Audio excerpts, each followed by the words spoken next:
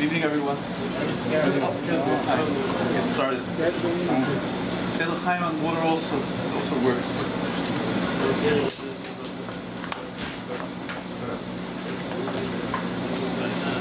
Thanks.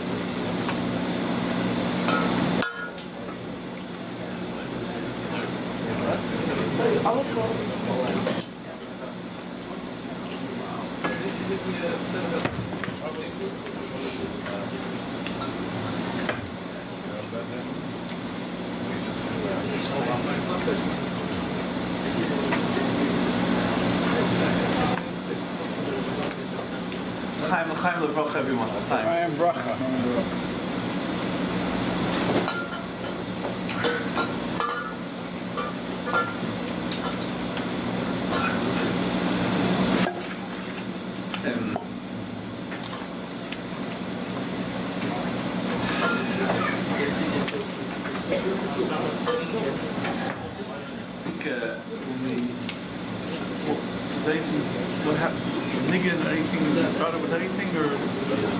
Everything's on hold. Start with the.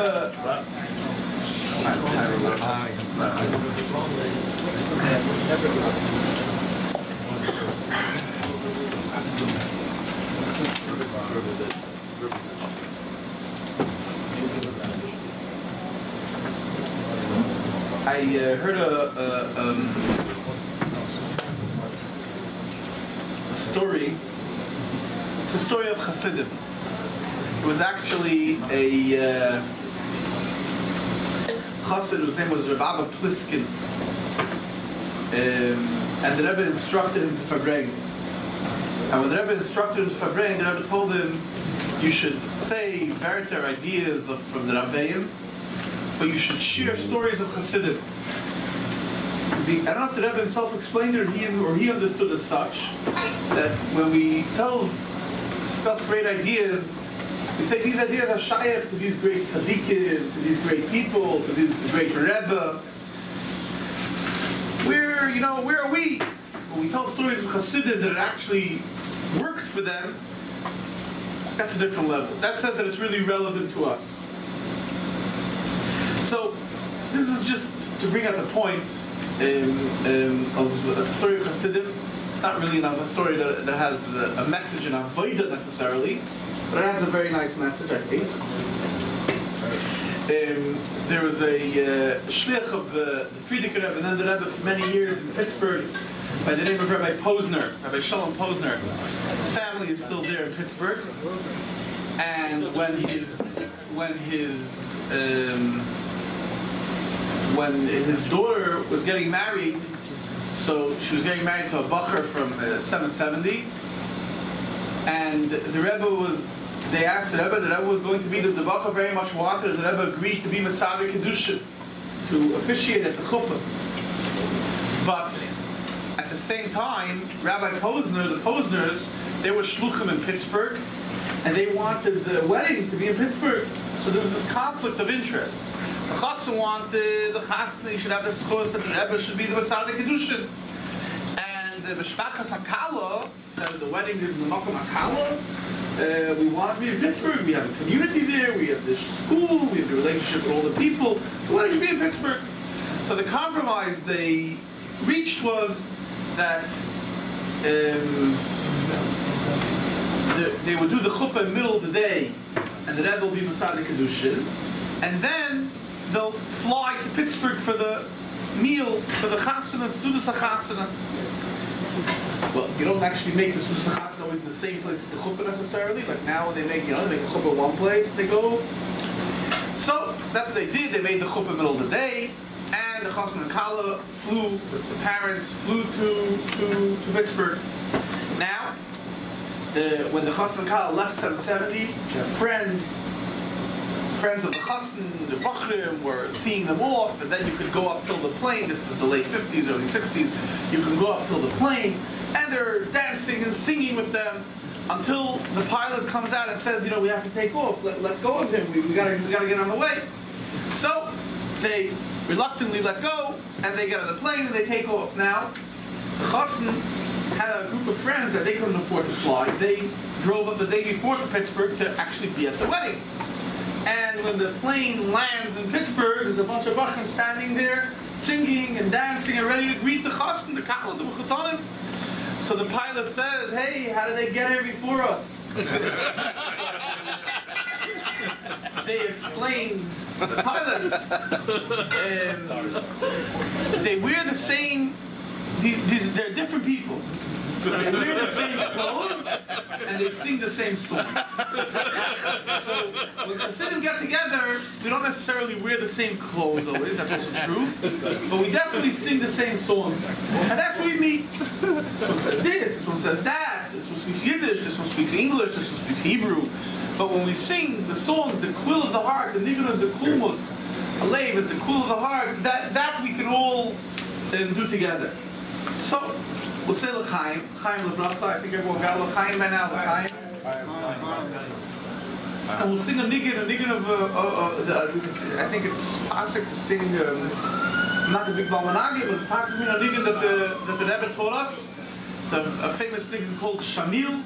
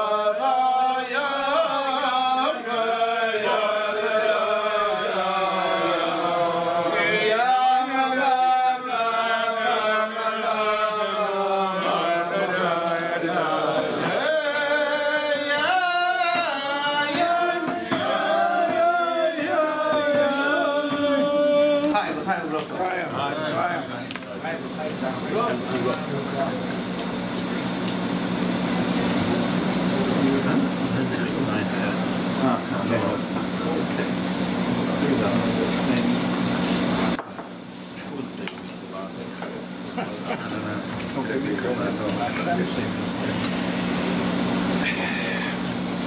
so when we're standing on Gimal Tamuz, and each and every one of us thinks about our relationship, our hiskashus, our kesher, our connection to the Rebbe.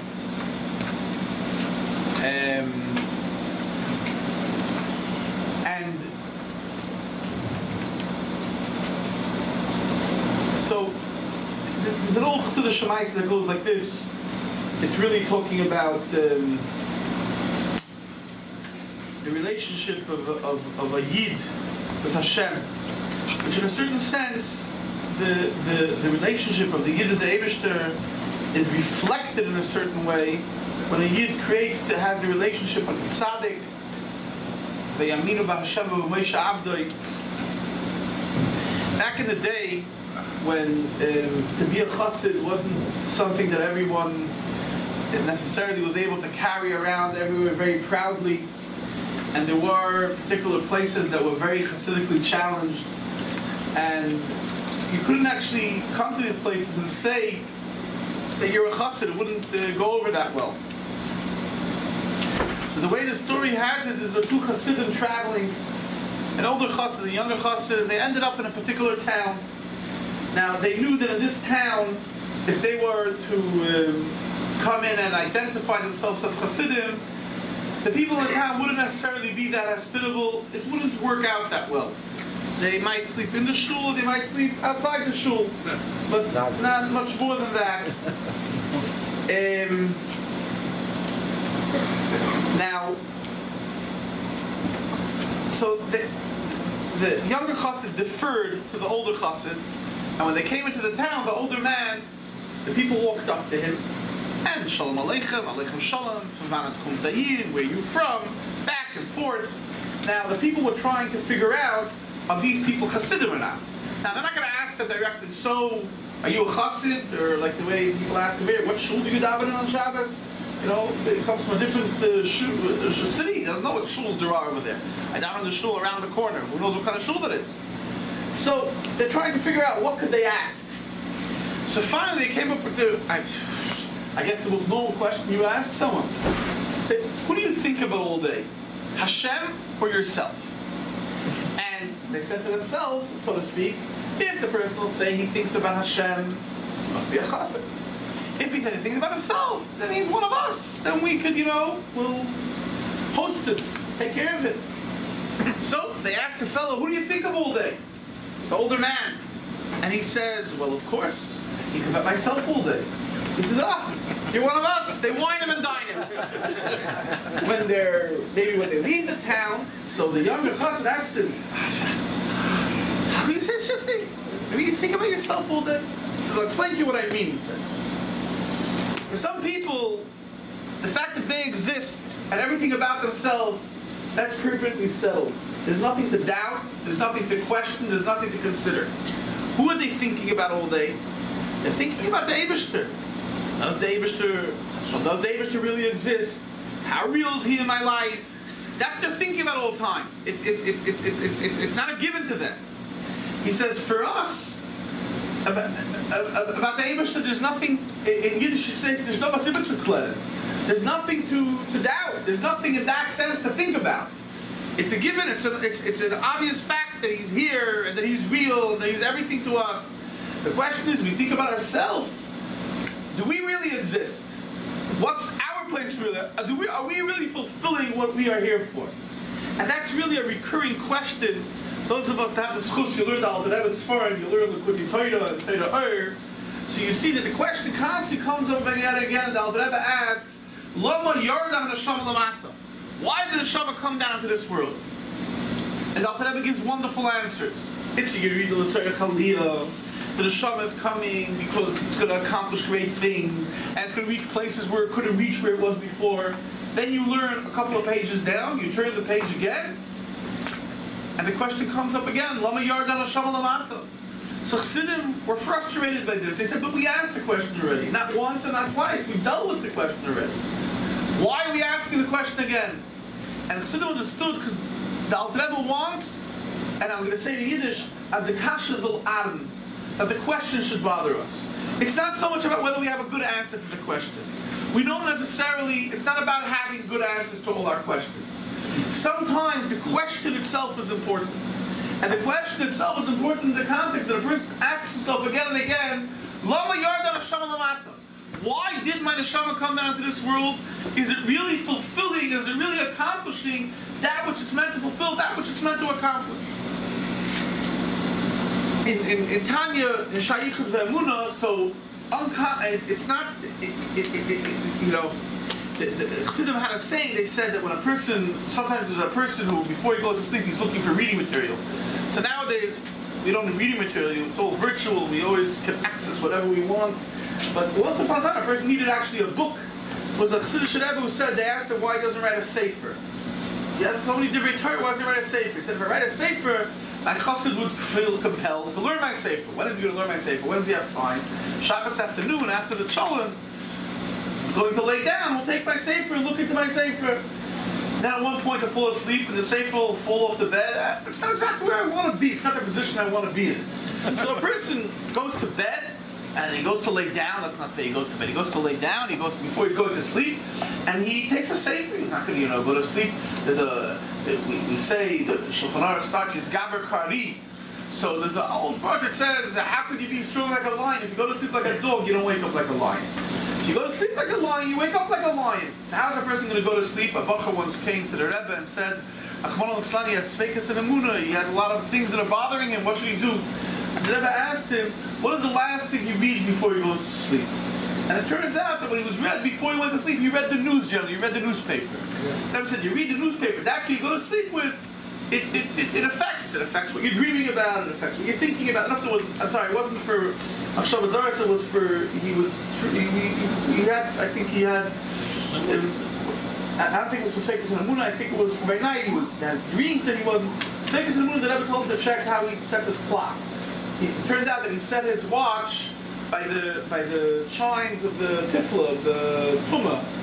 I confused two stories, I'm sorry. But the part is that if you go to sleep, and the last thing a person reads before he goes to sleep is the news, is the sports, or is the whatever person reads, I don't know, why should I assume? So then, it's harder to wake up like a lion. But if a person read something, the last thing before he went to sleep, he read something which has a teichen of a lakus, a teichen of kedusha, like children before they go to sleep, tell them a maisa, a tzaddik, a chassidisha maisa. So then you wake up, you sleep different, you wake up different. So this person, before he went to sleep, he was looking for something good to read. He went to his library. I don't know, it's not a choice that I would choose necessarily, but he chose a Moed Nevuchim, the Rambam's Guide to the Perplexed. That's what he's reading before he goes to sleep. So he was told like this: if that's what you want to read before you go to sleep, the Rambam asks questions and gives answers. Always read the answer before the question. Because if you're going to read the question, you might fall asleep before you get the answer. It's not a good question to fall asleep with. There's an answer. Read the answer, and then read what question does this answer address. But the Alter Rebbe in Tanya did not do that. Alter Rebbe in Shaykh Emunah asks a question, and he says, how could it be that if we're not, it goes into the whole idea that it's like the sun and the light, the ray that exists in the sun, so too we're part of Hashem, and we exist within Hashem. And now the Rebbe says, but the comparison doesn't really hold. How could it be that the ray of the sun then goes outside of the sun? Into the sun, it doesn't have its own existence. Hashem is everywhere. How could it be that, the question is, how could it be that we have our own existence? How could it be that we feel that we have an independent existence? And the Rebbe says, Ulohavin zeh tzarech lahaktim. To understand this, you have to preface, and that's the end of the chapter. So Chassidim said, but the Rebbe could have arranged Tanya differently. Why doesn't he give the answer to the question, and then he'll start a new chapter? And the Chassidim said, because this is a question that the Rebbe didn't necessarily feel it's so crucial to answer. The question that we're going to ask ourselves, how is it that we exist, if we're existing within Hashem, how is it that we feel ourselves as an independent existence? That question could remain, that's a good question. The question doesn't necessarily have to be answered. If there is an answer, it doesn't necessarily have to be answered. So, not all questions have to be answered. And the questions that we think about sometimes is not necessarily that we're going to come up with answers to. Not everything there's answers for, or even if there are answers, not every time is it good for us to know the answer, and not every time it's exactly what we're looking for is the answer. Sometimes we have a question, and the question the question is much stronger than the answer. And look, there's an expression in Torah, Hakush Yetoiv Atirutz Pashat. It's a good question, but there's a simple answer.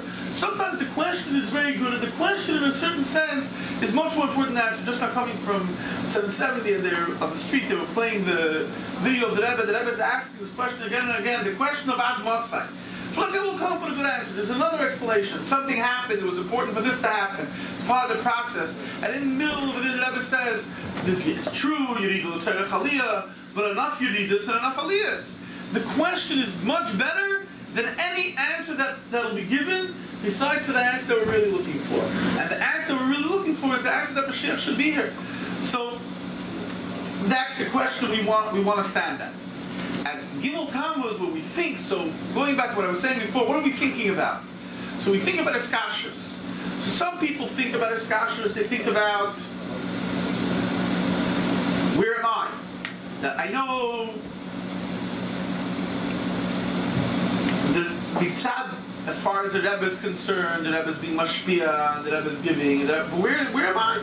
And some people's question is, it comes Gimal Tamuz, they say, I'm trying to do what I'm trying to do. Is the connection that I have with the Rebbe, as far as the Rebbe is concerned, after we, it's such a long time, and there's this hell of a hester, there's great concealment, and it's so difficult for us. There's different ways that we're asking the question. But when it comes to Gimal Tamuz, when we're sitting down to Farbrengen and we're Farbrengen together, it's the question, the issue that we're questioning, we're talking about. We're not questioning Chas v'Shalom in the sense that we are questioning its legitimacy, but what we want to ask ourselves in Yiddish, there's a good word which I don't know how to translate exactly in English. You say Starkasha es egbert. It's I don't know how you say it. It's egbert.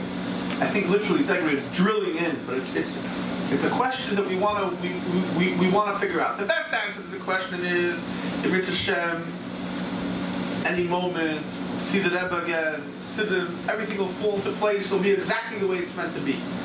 And there's no better answer than that. There's no other answer. You can't give another answer which will be a serve as an excuse. But in our own avodah, we want to find and we want to strengthen that hiskashrus. So there should be less of a question. There should be less of a question to us. I'm not thinking about myself so much. And I have the best answer. The best answer is when Mashiach will be here, that's the best answer. L'chaim, l'chaim.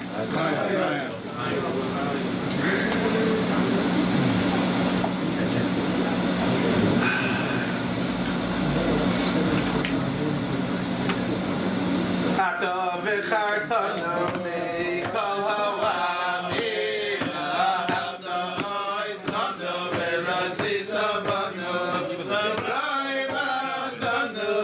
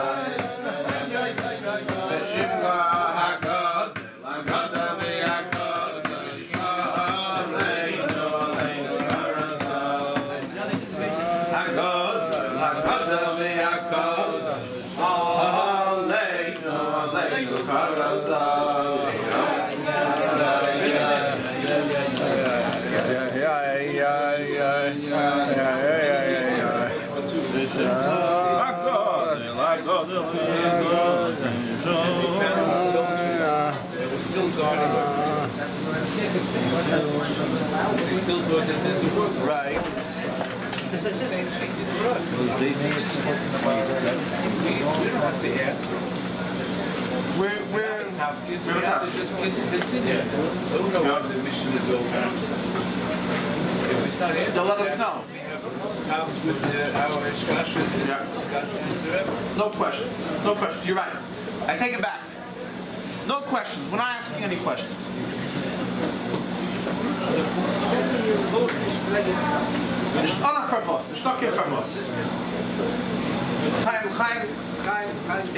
There's an old saying, you just kiss the weed kasha. How do we kasha? All the kasha should disappear. All the questions disappear. Amen.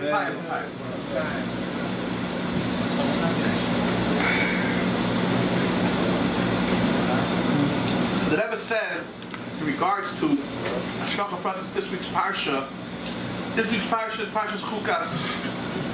And Chukas, so is Chukas HaTorah. Chukas HaTorah is a chok. There's no explanation. And it's a mitzvah which we're challenged with. Rashi says, Yisroel. They challenge the Jewish people. They say, how does this mitzvah make sense? And the Yid says, it's a chok. It doesn't have to make sense to me. I accept it upon myself. I have no questions. Where does a Yid get the koyach? The strength to fulfill the mitzvah like this? So B'chlal, where does a Yid get the koyach to fulfill a mitzvah from? We get the koyach from our connection to Moshe Rabbeinu. He gives us the koyach to serve the Eibusha the way we're meant to serve. So the question is, when it comes to Parah Aduma is a chak, statute, a mitzvah that has no explanation. But interestingly enough, Moshe Rabbeinu is unique because he does know the explanation of Parah Aduma. The Eibusha said, "L'chani megalatan para." You are going to teach the reason of Parah Aduma. Even Shlomo Melech wanted to know the reason of Parah Aduma. The Eibusha did not reveal it to him. No one knows it. Who knows it? Only Moshe Rabbeinu. So the question the Rebbe asks, if so, is how could Moshe Rabbeinu give the Yid in the koyach to be mekayim the mitzvah of Parah Aduma, if to Moshe Rabbeinu it's not the same thing like it is to all the Yidden? To all the Yidden it's a chak, they don't know the reason. Moshe Rabbeinu does know the reason, does know the explanation behind the mitzvah. So his relationship with the mitzvah is not the same. And the Rebbe explains, Moshe Rabbeinu, and this is also in this week's parsha, the Nasi is the people. The Moshe Rabbeinu, what is he really made up of? Moshe Rabbeinu is really made, is real who he is. He's really connected, really experiences everything through the experience of the people. If the Jewish people, if the Yidden don't know the reason for Parah Aduma, they have this, to them it's concealed. So as far as Moshe Rabbeinu is concerned, for him also it's concealed. In other words, it's not enough for him that he knows. Moshe Rabbeinu is not interested in a certain sense in only him knowing. What's really real to him, what's really important to him, is the fact that the Yidden should feel it, should know it, and should experience it. And if they don't know the reason for Parah Aduma, so in Moshe Rabbeinu's world also it's as if he doesn't know the reason. And therefore, he can identify and relate to them and give them what they need as far as what they're receiving from Moshe Rabbeinu. And the same thing in a certain sense is true for us. We know B'chlal that for the great tzaddikim and the people who live at a very great level, they experience things differently. Rabbi Hillel Parasha says that b'fnei neshamas hagvoyos, in front of the great neshamas like Shimon Bar Yochai, lo nachrav habayis. The Beis Hamikdash wasn't destroyed as far as Shimon Bar Yochai is concerned. Now think about it for a moment. Shimon Bar Yochai lived 13 years in a cave. Shimon Bar Yochai ran from the government in such a way that he couldn't come out of the cave 12, then later he had to go back for another year. He had to be locked up, kept away, and he didn't have the pashtos. It's a very interesting phenomenon, but he didn't have the access to almost any mitzvahs. Pshat, he didn't have matzah, he didn't have wine to make kiddush. All he had was b'sham nivra mayim loy v'charuv l'machaloi. He had water and carobs. So he had a pretty good diet. So this is Shema Yechai. But all he has is whatever he has, and he's living in the sand, in the Maida. And at the same time, we say that for a neshama like Shema Yechai, lo yinachar b'bayis. Beis Hamikdash was never destroyed. He lives in a world which is Geula, which is Beis Hamikdash, which is all good. Great tzaddikim. So in their world, in their reality, it's a different reality. And in their reality, everything works, everything falls into place. There's an expression that the Hasidim said at the time of the Alter Rebbe. The Alter Rebbe was missing anything in prison. He had anything he didn't need. Bigdei Shabbos, he ripped off a little piece of his shirt, tied it around his sock, and he had a new garment for Shabbos. Anything he had, he really needed. So, as far as the tzaddik is concerned, the tzaddik lives in a place where things are already, he sees totally different. You all know the story of when the Alter Rebbe's teacher and friend, Mendel Haraduker, Mendel of Vitebsk, moved to Eretz Yisroel, and he was living in Tvarya, Tiberias, and at one point they heard a sound of shofar coming from the mountain, and they thought Mashiach was coming, and they got very, very excited, and they ran to the Mendel, the Chassidim ran to the Rebbe, and they said, Rebbe, the shofar is being sounded, Yo, my Navi is blowing the shofar. So he heard, he opened the window, stuck his head out, he smelled the air, and he said, no, it's not Mashiach. Mashiach is not here. And it turned out after there was some guy who was having fun in the mountains blowing the shofar, and people were getting excited. So Chassidim asked, why did a Mendel or Duck have to open the window and smell what's going on outside? He's in his room. Why doesn't he smell in his room to see Mashiach? If he knows how to smell is really a quality of Mashiach. But Mashiach, it says, Moirach v'doim. He'll smell it, that's how he will judge. V'harichoi b'yiras Hashem, the pasuk says. Very great level. The nose is, it shows at a very high. Reach wasn't affected by Eitzadas. It's a very high level of revelation. Tzaddik can have that. But Tzaddik could smell, and Tanya brings from the Yanuka from the Zohar, he was able to smell the clothes of these people, what they were up to. But why did a Mendel or a Daka have to open the window and smell? Why couldn't he just smell the room? And Chassidim explained, because in his room, Mashiach was here already. If he would smell his room, he couldn't detect if Mashiach is here or not. Because for him, at the level that he was at, he was a much greater. He has to see it for the people. If it came or not, he has to open the window and see what's going on outside. So we ask ourselves, we say, look, we're struggling whatever we're struggling with. And we're dealing with whatever we're dealing with. But who says, nowadays, people that are involved in chinuch and things like that, they say, does the teacher really relate to me? You come to especially when you have older students, they speak to a rabbi or to a mashpia, and they say, does he really relate? Does he really understand? And it's a good question. He lives in one world, you live in another world. He's from the previous century. I don't know. He's from the 70s, from the 80s, from the 90s. We're from 2017. Different world.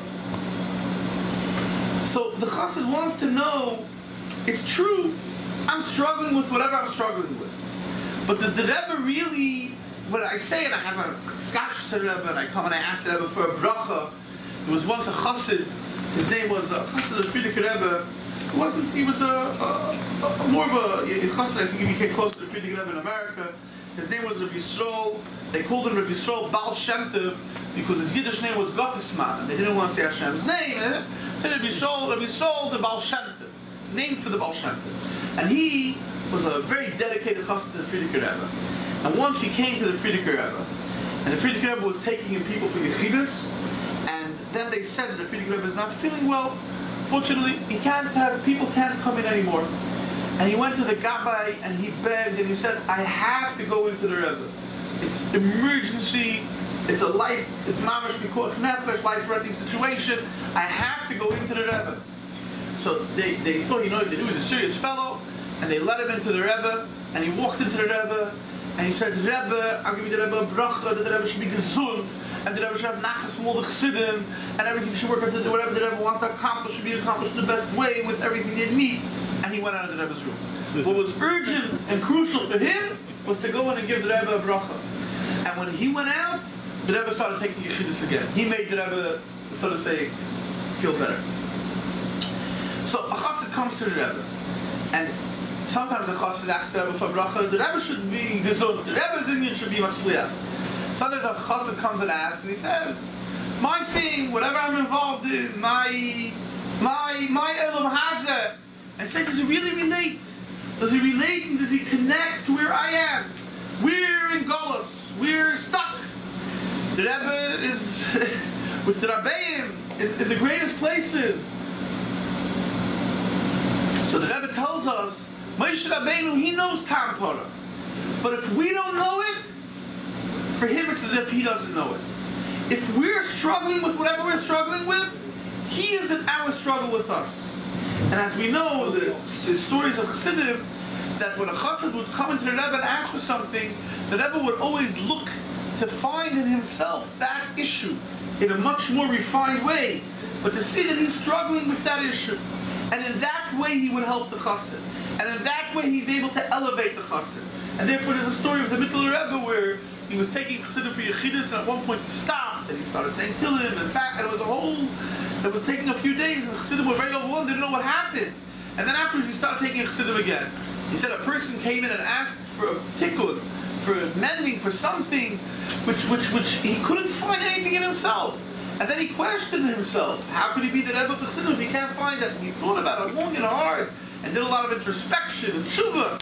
And he realized that he, in a darkest way, how he finds it in himself. The Rebbe, when we ask the Rebbe for a bracha, you have, I'm coming from Eretz Yisrael, it's true, it's a beautiful experience to live in Eretz Yisrael, but you have the schus that you're here very close, and you can go to the Rebbe's oil, and you can ask the Rebbe for a bracha, and you come and you ask, you say, the Rebbe is at the highest levels, Chassidim, we have no understanding, no way we could measure the greatness, who are we to define, and this is totally beyond us. There's an interesting story, and I'm say all the time already, sing a nigga, but it's an interesting story. There was a very famous chassid, the Frierdiker Rebbe, whose name was Reb Shmuel Levitin. And Reb Shmuel Levitin wanted to illustrate there was a chassid who came from Eretz Yisrael, very chashiv Rav. His name was Rabbi Hersh Kohen. And he was a chassid who wasn't originally a Lubavitcher, he was from Poland, and he later came to Eretz Yisrael, Shalayim. And he became exposed, became close to Lubavitcher, he became a chassid. He was the teacher, Lamashal, of many great Yerushalayim and Gedolim. It's famous that Meir Bramsdorfer was a big Rav in the Charedes. His big teacher was Rabbi Hersh Kohen. So Hersh Kohen came to the Rebbe, he would come, I remember him coming every Tishrei, he would come, Mamash, like, very involved. And Shmuel Levitin at one point was trying to tell him, about the Rebbe. So he said like this, that at one point, the Frierdiker Rebbe had published a mimer. And the Rebbe, our Rebbe would write notes to the mimer of the Frierdiker Rebbe.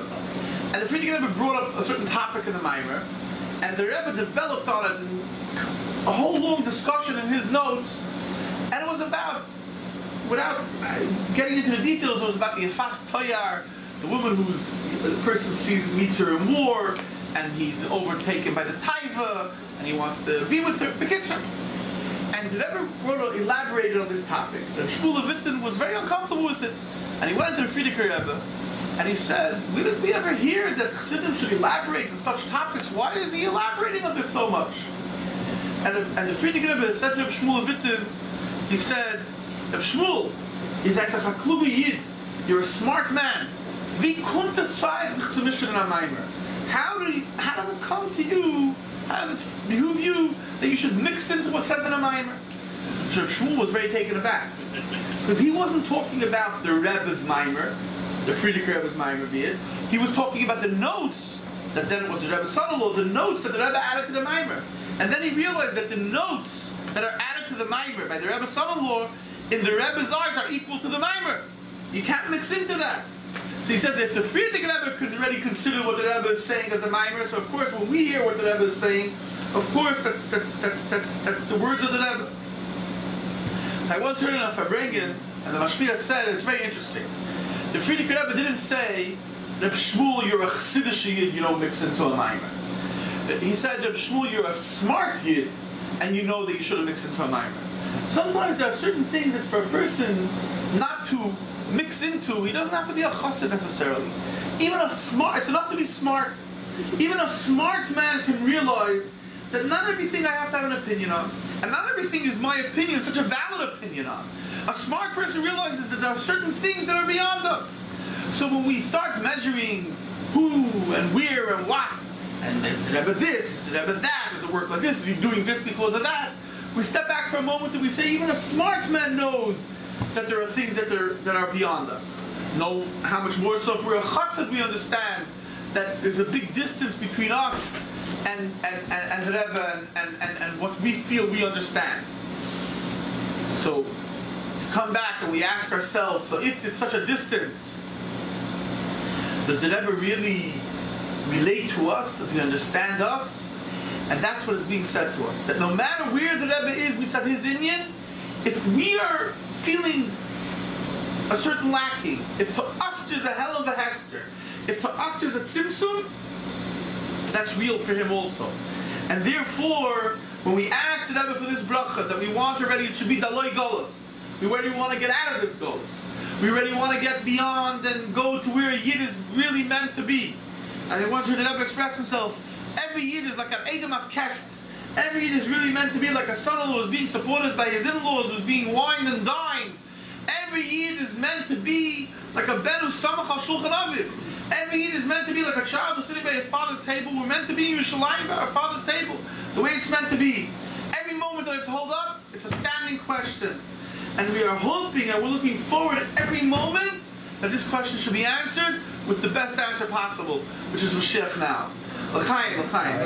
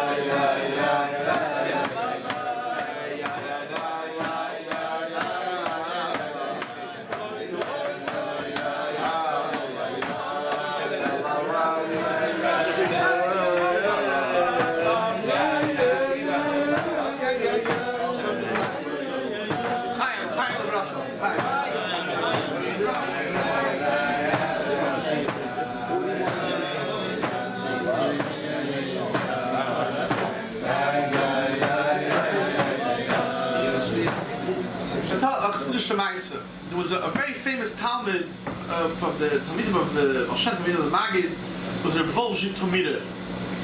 And Chassidim had a tradition that said like this: that when Mashiach comes, everyone is going to be elevated to a higher level.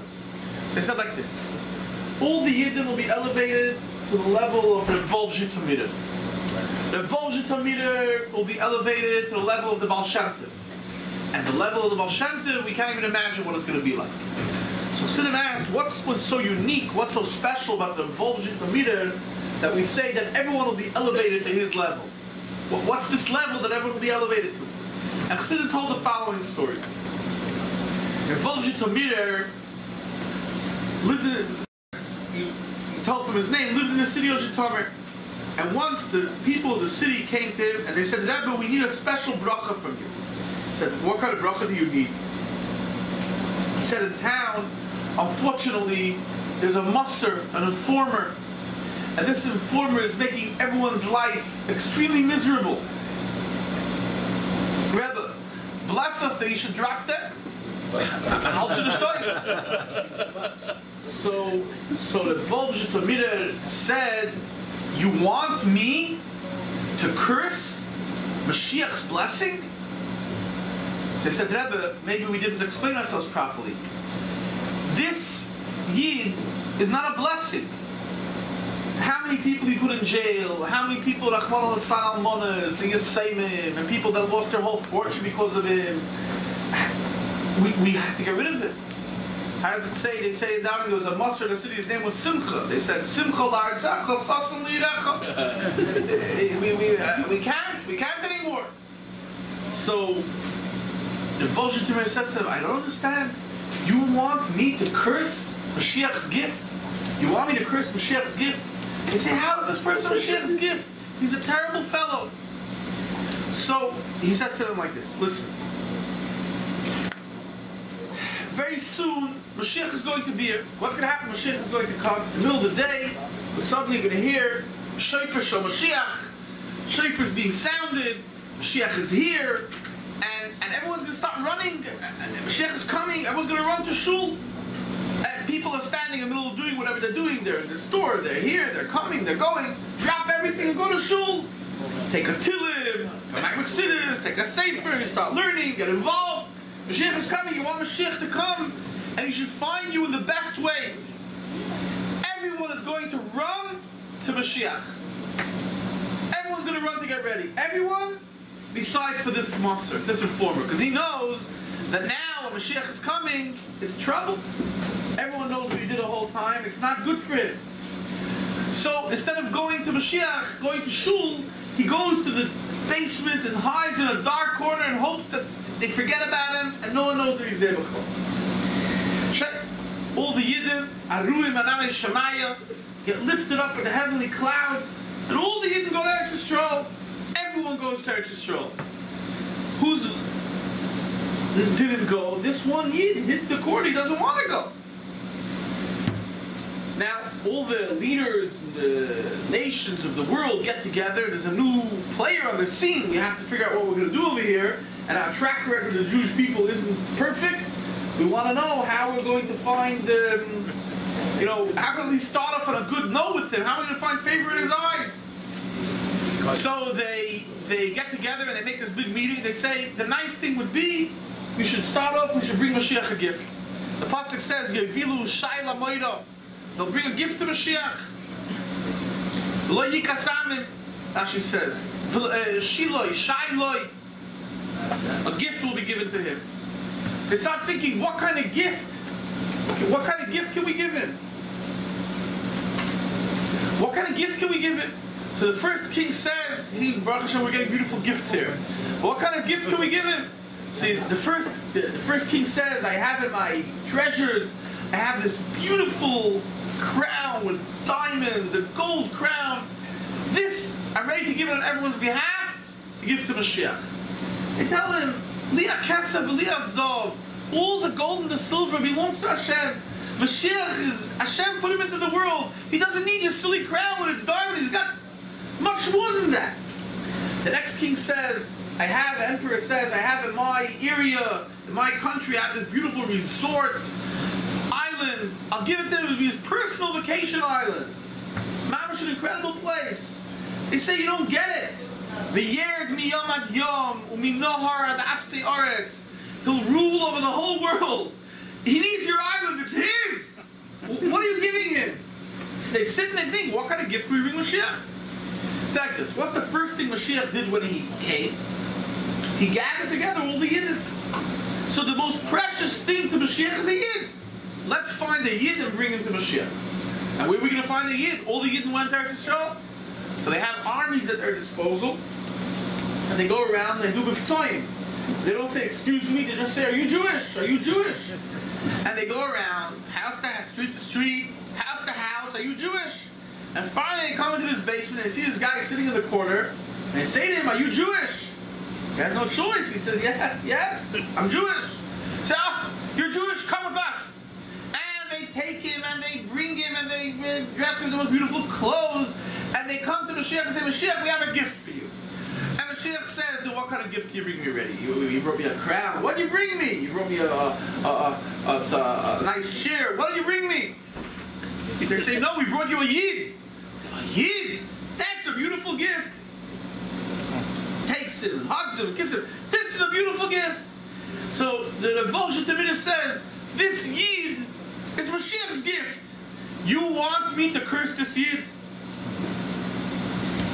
So, I guess I didn't have what to answer. The story doesn't go any further. It's a certain perspective that we could adopt. It's not just a nice story. It's also a nice story. It's not just a nice story. The story tells us that when we see a Yid, we see a person, and I can't even think if I wanted, what's a nice thing I'm going to see in him? What am I going to see in him? The only thing I can describe about him and say about him is how he's mamash doing all those things which are not beseder. So we're reminded that there's a certain level of Avos Yisroel, the Avos Yisroel that comes from the perspective of being connected and seeing things in a different way. You say, what's this person? This person is Mashiach's gift. This person is a Yid that Mashiach appreciates. And that's why it says about Mashiach, Mashiach is going to collect every Yid individually. A person will think, what do you mean every Yid individually? Of course, all the Yids will come together, I'm just one of them. No. Mashiach to Mashiach, every Yid is important. And therefore, I think I heard this myself from the Rebbe said Mashiach is going to come and is going to tell every Yid is going to tell Mashiach Shalom Aleichem, and Mashiach is going to tell him Aleichem Shalom. Every Yid is important in the sense that it's important to tell him Shalom Aleichem, and it's important to get his Aleichem Shalom. Every Yid makes a difference. And therefore you say, what's this person's part? What's this person adding? What's this person giving? There's the big Chashav Yid, but where is my place? The Rebbe says every Yid has something significant. Every Yid has something special to give. Every Yid serves as Atam Eidai. Every Yid serves as a testimony for the Eibishter in the world. And if the Eibishter wants you in the world and he wants you to do something for him, there's something that you have a responsibility to do to bring the Eibishter into the world. To be Megal the Eibishter, you're a chelik in the world, and the people that you come in touch with. Could be when they heard it 100 times from someone else. But when they'll hear you saying, Im Yirtzeh Hashem, Baruch Hashem, with the Eibishter's help, I live and I feel and I live a whole time with B'tachan and the Eibishter, when they'll hear you saying it, it has a totally different effect. That's what's going to make a difference to them. That's what's going to make it happen for them. So, in every moment, any moment of B'tachan Hashem, we're looking forward, we'll see Mashiach. And Mashiach will come, and as we say, and take every Yid individually. Every Yid, each and every one, we know why we're waiting for Mashiach. The beauty of it is that Mashiach also knows why I am waiting for him, or why you're waiting for him, or why you're waiting for him. And therefore he's going to come and going to bring a Geula Pratis. In addition to bringing a Geula Klolis for all the Yidden together, he's bringing a Geula Pratis for every Yid. And every Yid has what to look forward for individually for when he's coming. And what's in it, what do we have to do till then? So till then we have to see that around us individually, each and every one of us will create an area, will create a situation, a maxim, and a place that'll become more and more ready for Mashiach's coming. That'll become more and more ready to accept and to greet Mashiach. And it's our personal contribution because he's coming to me. He's coming for me. And therefore my personal contribution for this is very, very important. It's crucial, it's critical for the Inyan. It's not just I'm relying on someone else. I can, and therefore I have to get it done. And the beauty of it is that I have to, because I have to, I definitely have the koichos. I have the ability, I have whatever it takes to get it done. So the Eibusher should help to take it from me at mamash already. We should get it done.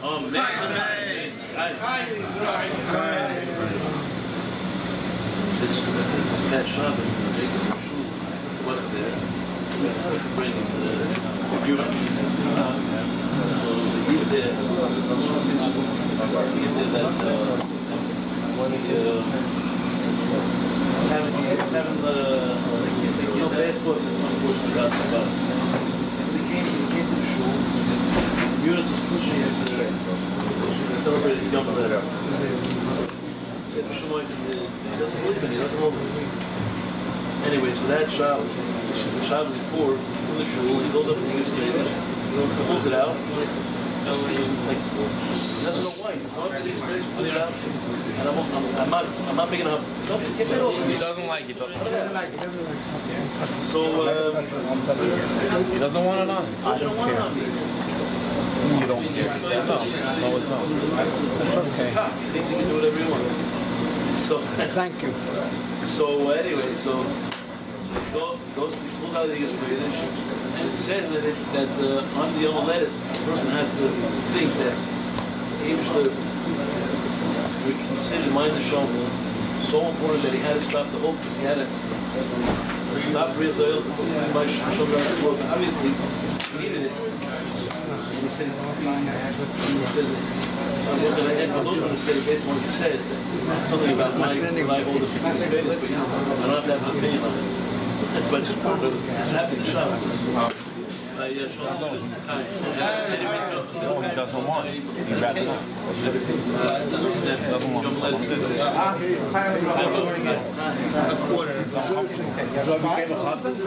Yes, he was at the Farbrengen, all his friends from other minions. Trying to pull this guy away. Not a good argument. Getting closer and closer and closer.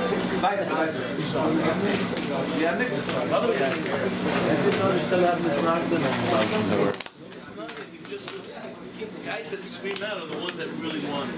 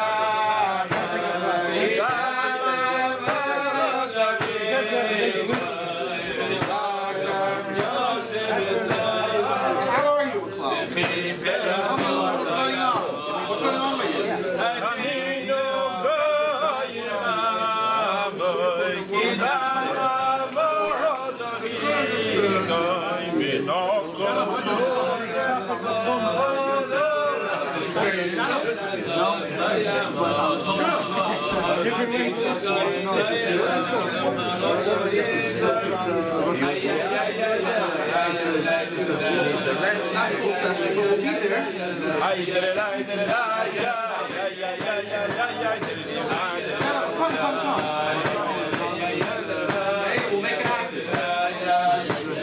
Who are you coming with?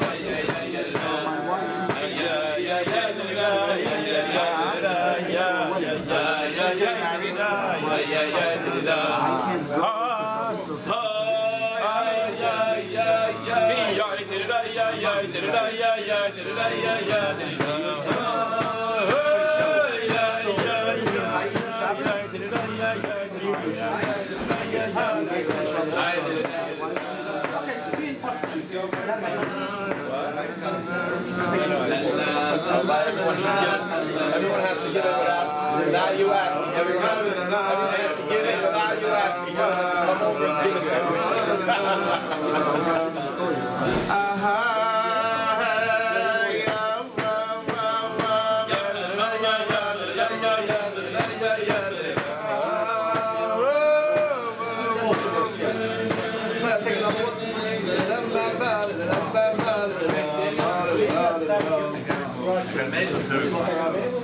Okay, over 2.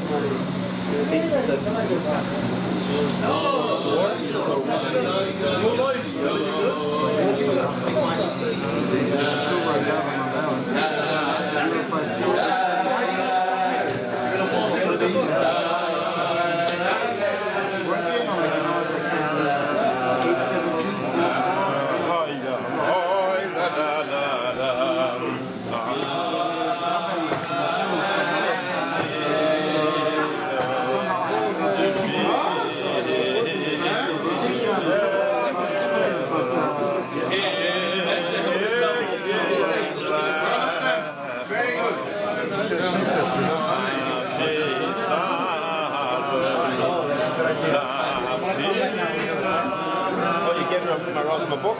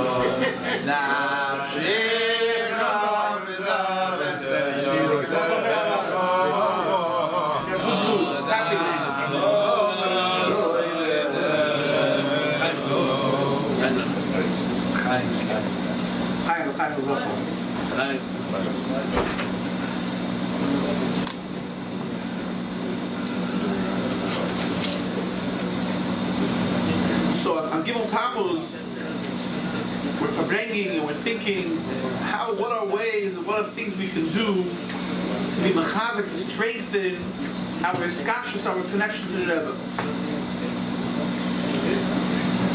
So once our Bachar went into Yechidus and asked the Rebbe, how can he be mekusha to the Rebbe? The Rebbe told him, you'll learn what I'm learning. When you learn what I'm learning, we'll meet and we'll be connected together. So for a moment he thought to himself, how do I know what the Rebbe is learning? So I heard two different stories. One time I heard the Rebbe said to someone, the Rebbe told him which specific mamorim of the Rebbe Marash he's learning at that time. And one time the Rebbe said, Ich learn Niglum Chassidus. The Rebbe read his mind, obviously.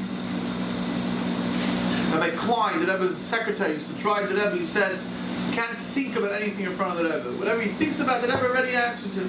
I remember he said this years ago. It was by his son's Ufruf. It was for bringing in his house. It was unusual.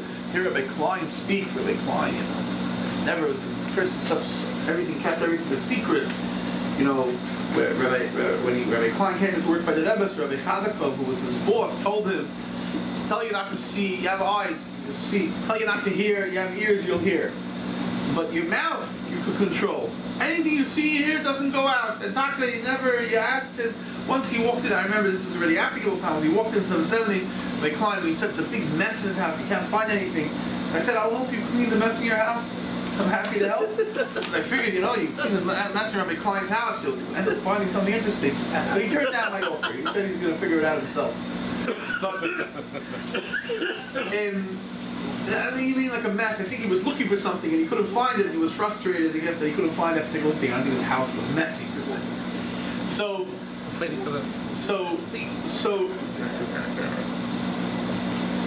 Bach was thinking to himself, how can I be, what does it mean I should be thinking, doing what the Rebbe is doing? The Rebbe says, I'm learning Nigla Chassidus. I'm learning Nigla Chassidus. You learn Nigla Chassidus. We'll be Mekusher, we'll be connected. I'll talk about the flip side for a moment. A couple of weeks ago, I was going somewhere, and I was Thursday night. I was in the airport in Eretz Yisroel. And I was walking past. Many of you are familiar with the Chabad stand in the airport. And there's always people at the stand. They bring these people in a roster from Chabad and from around, from the area, and they come in. So by day, it's usually very busy. There's people putting on tefillin from morning to night. But here I was walking past, it was 12 o'clock at night, and most of the people weren't, there's no flights after a certain time, it wasn't so busy anymore. And this person was sitting there, his name is Rabbi Tayyib, and he usually has a column in the Kfar Chabad magazine every week. And I said to him, Rabbi Tayyib, I'm not going to get to read the Kfar Chabad on Shabbos, I'm traveling out of town. Please tell me what says in the article that you had an interview with him. He said, you got to read it. I guess he's got to support the readership of the magazine. Or someone to buy the magazine. I said, come on, but I usually read it. This week, I'm not going to get a chance. Give me something. I'm going. I have to have something to say. So he shared with me the following idea. He said that he's quoting a sikh from the Rebbe, I believe, from Chosayin of Cheskut Beis Tamuz, where the Rebbe is describing the sikh of the Frierdiker Rebbe. The Frierdiker Rebbe wrote a very articulate description of how he was arrested. His arrest, which in Farbrengen and in the prison in 1927, for which we celebrate Gimal Tamuz and Yud Beis Yud Gimal Tamuz, right? Gimal Tamuz was when he was told that his sentence, they were going to kill him. Rahman al-Islam was commuted to going to be ultimately to be sent away 3 years to a very distant city. And then Yud Beis Tamuz, he was actually told that he's going to be set out free. Yud Gimal Tamuz, he was free. So it started on Gimal Tamuz, but as the Rebbe says, that the Frierdiker Rebbe didn't celebrate Gimal Tamuz because he still had to go into exile.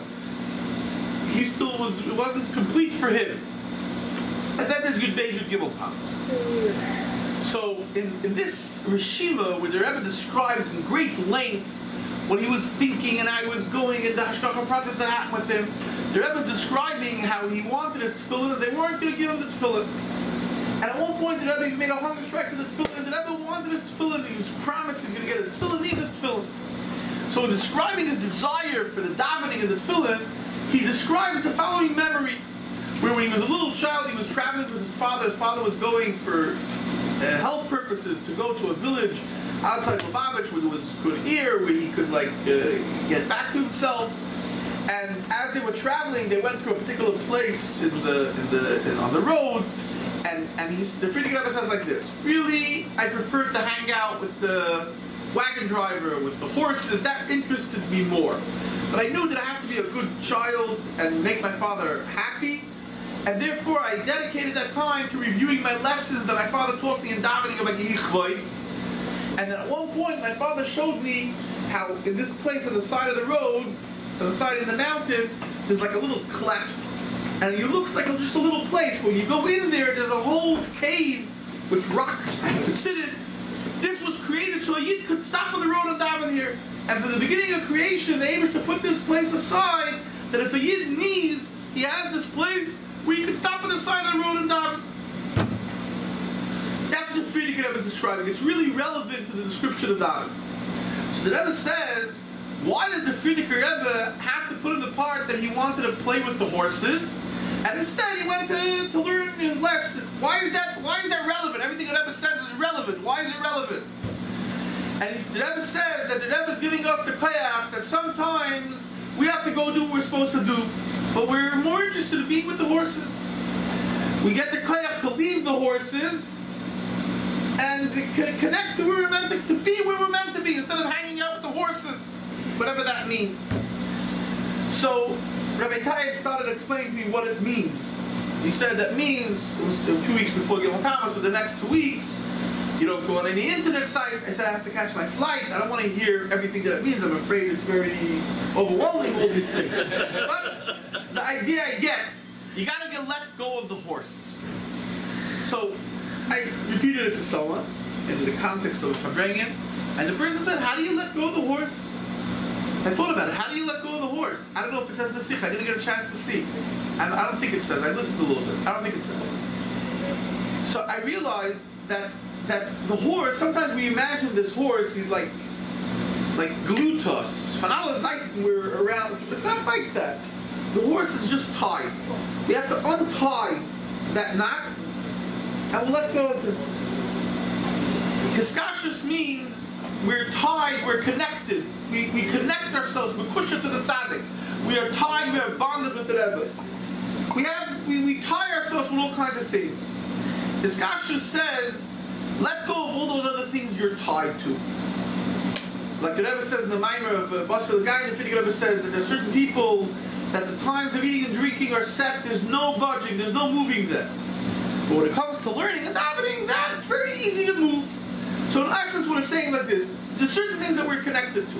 And it's our choice, what are we going to be tied to? What are we going to be connected to? And when it comes to the day of Gimal Tamuz, where we strengthen our iskashus to the Rebbe, that means by definition that we're removing our connection, our iskashus, from whatever else we might think that we want to be connected to. The person says, I don't know, to give an example, I don't want to sound silly, saying this particular food, this particular place, I'm very connected to. I have to have this. It's not shy, I can't go without this. I don't know, I could go without it. But my connection to the Rebbe, how that express itself? The Rebbe says, I learn Nigla Chassidus. That means that my connection to the Rebbe, that I will be learning Nigla Chassidus, that I will be davening with the way Yid is meant to daven. I will be learning a sicha, a vard. Every day I have the Hayyim Yoyim, which is just a short thing every day. Every day I'm doing it, I'm connected. That connection, I'm tying it and I'm making it very strong. And on a day like today, where thousands, hundreds of thousands of the Yidden all over the world are sitting in Farbrengen today, tomorrow. So many Yidden coming to the oil. All the Yidden came tonight. I had the schus of Rabbi Marozov. I was able to be in 770 and I see all the Yidden sitting outside and listening to the Rebbe's Sikha. Trying to imagine, I didn't know why they make it outside. I was thinking about it, but when Mashiach is going to come and we're all going to sit, the Rebbe Rashab said it's going to be so nice. Mashiach is going to talk and we're all going to listen. Where is everyone going to sit? It's hard to imagine. Even in Yerushalayim, they're going to have to. Eretz HaTzvi, it's going to have to give a lot of room. We want to connect. We want to be tied to something else. There's that many ties we could make. and want to be tied and connected to what we're meant to be tied to. So we're wishing ourselves l'chaim that we should disconnect. We should disconnect and untie ourselves with those things we were not meant to be tied to. And there are those, we're not talking over here, chas v'shalom, but there are Yidden who are struggling with all kinds of connections and all kinds of things that it's hard for them to disconnect. So when we meet them, we'll tell them today's a day of Gimal Tamuz. You have a special koyach to disconnect. You have a special koyach to let go. Those things that you think it's hard to let go of. I have a habit or a thing I do and it's hard for me to let go of it. Today I could let go. Why? Because today is a day that I can strengthen my iskashus, my connection to where I'm meant to be connected to. When Mashiach comes, it's going to be a no-brainer. It's going to be very easy. It's going to be very obvious. A Yid, where he's meant to be connected, he has to be connected. And what's real, that's what's important. And what's not real is going to be mamash insignificant. Madanim, mitzuyim ka'afar. It's not where we're going. It's not what's going to be appealing to us in any way. But now, it's in our hands to make that connection. And on Gimal Tamuz, we have the special koyach to strengthen our iskashus to the Rebbe, to strengthen our connection. A chassid is connected to the Rebbe. There are things that they're not shaykh to him. They're not relevant to him. This is not something which he identifies himself with, because he's connected to something much greater. He's connected to, we are connected to the Rebbe. And we should be able to actualize that in every way. And in Rit Hashem, at any moment, we'll see Mashiach here, and it's going to be at a totally different level. L'chaim, l'chaim.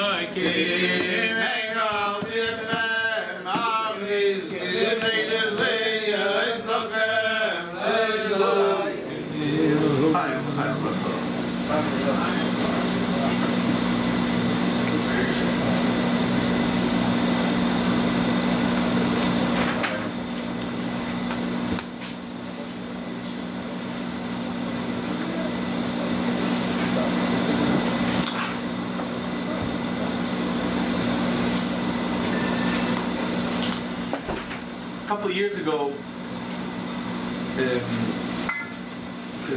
he's not here anymore. Rabbi, you mentioned him before. Rabbi Yisroel ben Yamin, Gordon, Rabbi Josh Gordon, he's from California. He was dealing with something, building, and he was questioning. I don't remember exactly what the question was, but it was relevant to buying or dealing with the expenses of a building, a new building. And he wasn't sure what he should do. And he decided to go to the oil. He came to New York and went to the oil. And as he's going in or out of the oil, he meets Rabbi Groner, the Rebbe's secretary. And Rabbi Groner says, "Oh, so the Shlomo Pratt says, I need you here now." He says in his pocket, he says, "I was going through some papers, and I found an answer to the Rebbe that I was meant to give to you a couple of years ago, and I never gave it to you, B'Shas Ma'aseh, for whatever reason it got misplaced. And here's the answer." And this was a couple of years at that, whatever it was, 10 years before that, when he wrote to the Rebbe about a building he was buying at that time, and the Rebbe answered him a bracha for that building. That answer he never got. Maybe you heard it Balpeh, or he never got the letter. And here, he's giving it to him now. So, there's a very famous story of the Baal Shem Tov like that, where a person the Baal Shem Tov told him to give the letter to the Rosh HaKol in Brod, and the person didn't bring the letter right away, fell down amongst in his barn, amongst his horses, and a couple of years later he found the letter, and when he brought it to Brod, it was the Parnas HaKol, it was the Rosh HaKol that was appointed that day, and the Baal Shem Tov had addressed the letter to him 15 years earlier. Now we know that the Baal Shem Tov, it says in the Chassidus, the Baal Shem Tov was like in the world of Yetzirah, he could see 15 years. He sees like we see what's going on there. He saw 15 years ahead. He saw already what's going on. But here, we're talking about our Rebbe. And a chassid came to the Rebbe, and he asked the Rebbe for a bracha, and he gets, now, for every person this could happen in a different way. It's not that there's one way this has to happen. But we should know that when we go and we ask the Rebbe for a bracha, and we come in a way, it's not coming in a way of, when Rashi brings a Chumash, that when Shlomo HaMelech built the Beis HaMikdash, so he said, Shlomo HaMelech asked the Eibishter that the Goyim that come should be answered right away. Because if they're not answered right away, what are they going to respond and what are they going to say? Oh, this is not real. But a Yid that comes is not necessarily, Shlomo HaMelech didn't ask that a Yid that comes should be answered right away. It's not the setup. It's very nice if it happens, but it's not the setup that Shlomo HaMelech wanted to be put into the Beis HaMikdash. It's not what he asked the Eibishter for. A person that is whoever he is, he's a guy, something doesn't work out right away, if it doesn't make sense to him the first moment, he says, oh, this whole thing doesn't make sense, it doesn't really work, what's this all about? That's his Seder Avodah. So him, it's like a child, you take by the hand, the Eibishter says, here, I'll give it to you right away, I'll show it to you, here's the candy. Here's what you're making a big ruckus about. But a Yid, a person who has a different kind of relationship, the Eibishter says, you're asking, you'll get what you're asking for. But sometimes it's a process, it takes time. When a chassid comes to the Rebbe and asks for a bracha, a chassid comes to the Rebbe and asks the Rebbe for haskama, for hadracha, for whatever it is that he needs. I heard lately, it's a very famous story, but I heard him describe it lately. Yingi Bistritsky was in the Rebbe's room after Chozayin Oder, and he said he never asked the Rebbe any questions. He was there when they asked the Rebbe questions. He saw them asking the Rebbe for shidduchim. The Rebbe said yes. The Rebbe said no. He saw it, but he never asked the Rebbe a question. One night, to make a long story short, he walked out of the Rebbe's room, and the phone rang, and there was someone on the phone who was very desperate. He said there are wild fires in Sydney, Australia, and he wants to know, the Yidden over there want to know, should they evacuate, should they move? They're asking the Rebbe for a bracha, what should they do? So he wasn't going to approach the Rebbe, but when he walked back into the Rebbe's room, the Rebbe motioned his hand, the Rebbe was asking for something. Now, he felt very, he asked the Rebbe, does the Rebbe want, the regular questions that he asked, the Rebbe want, you should do this, bring this, the Rebbe want to get up, sit up, eat.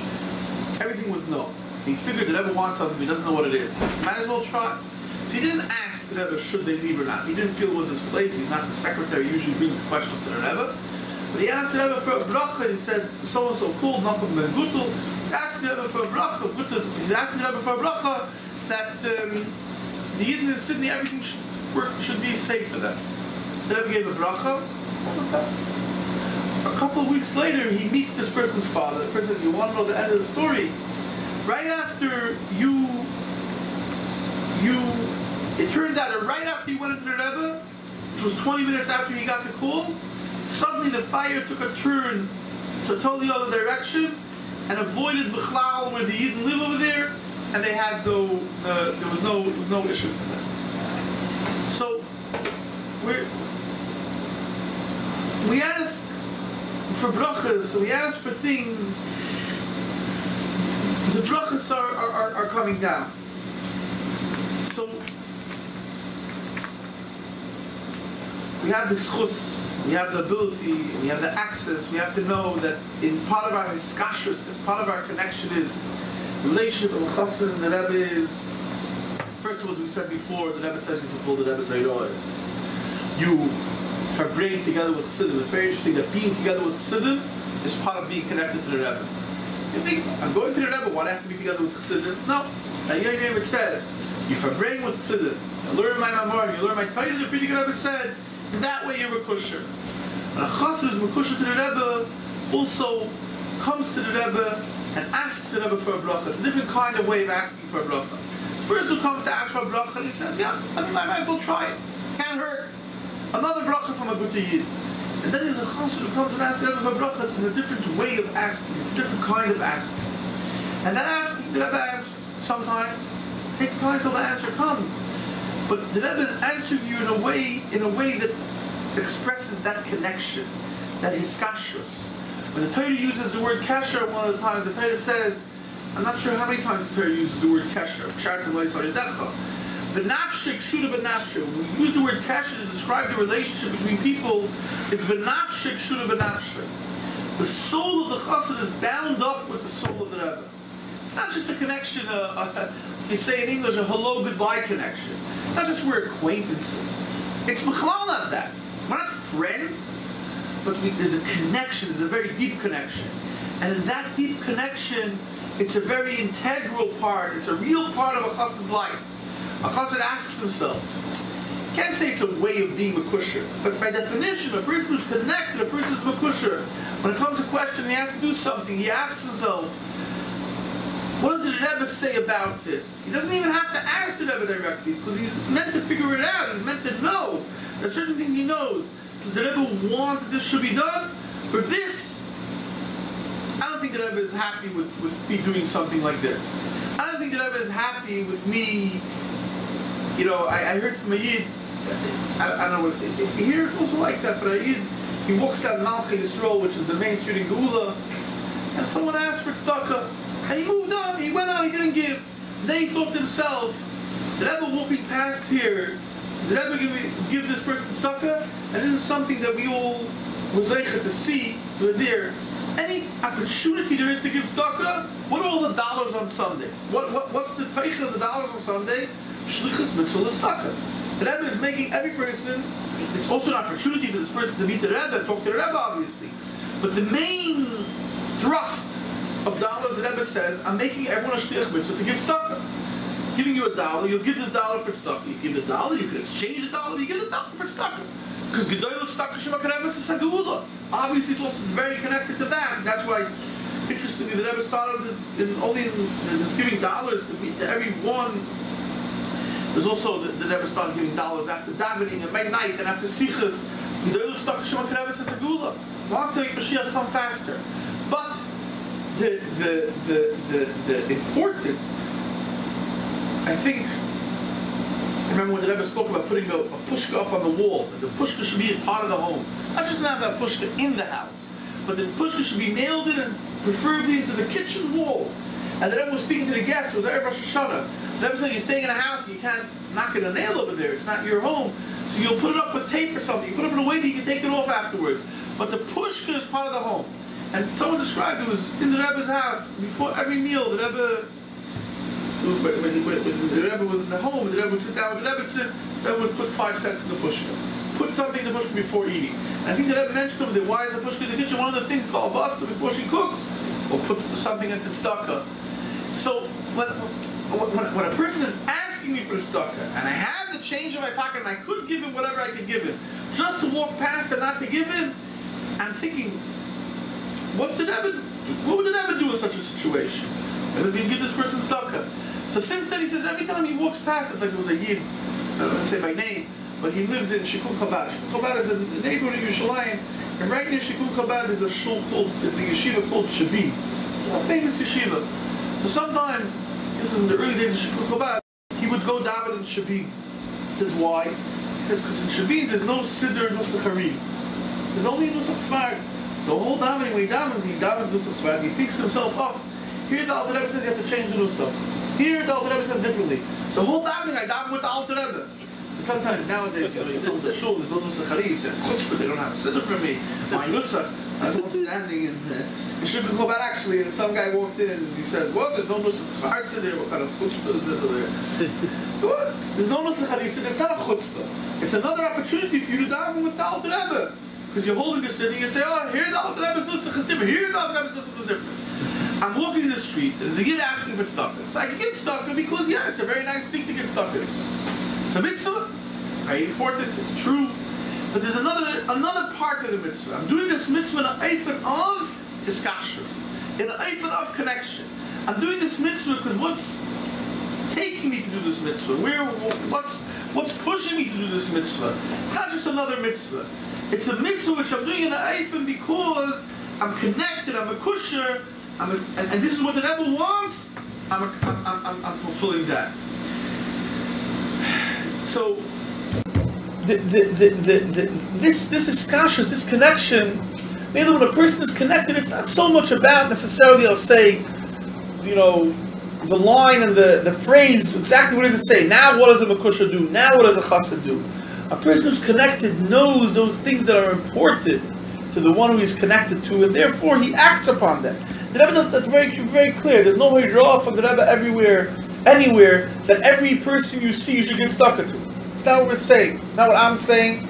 And I'm not even saying that you should give tzedakah to every person necessarily. But if you have that hergish, you see a person who's asking for tzedakah, you give him whatever it is, you give him a coin for tzedakah. But the Rebbe gave the kids a nickel. I mean, you know, not hundreds of dollars. Nickel. But every kid gets a nickel for tzedakah. Every kid should put in tzedakah. Remember one time, the Rebbe wanted all the kids should walk past them with a pushka, and the Rebbe put a nickel into the pushka of the kid. I don't know if the Rebbe explained it so much. The Rebbe just was like, oh, the Rebbe. I don't think it was a sikha before, I don't remember. There was a kid walking past with a pushka in front of the Rebbe, and the Rebbe put a nickel into my pushka. It's not, what did the Rebbe want me to see? The Rebbe wants a nickel into my pushka. It's important for me, every nickel that I give to tzedakah, every pruta, that makes a real difference. And if I'm living with that, so Mamela, if I'm giving tzedakah, why am I giving tzedakah? I'm giving tzedakah because it's also an act of hiskashrus. The biggest tzedakah the Eibishter could do with us is, the Eibishter did a tzedakah with us, Shepizur on the Bein Lumais, and the biggest tzedakah is the Eibishter is going to take us and put us back in Eretz Yisrael, put us back where the Yid is meant to be. So when we do our tzedakah, and we do it in an eifin that we're mekusher, it connects us to where we're meant to be connected to. So that all the Yidden Ritz Hashem will ultimately come back and be where we're really meant to be. Chaim, Chaim.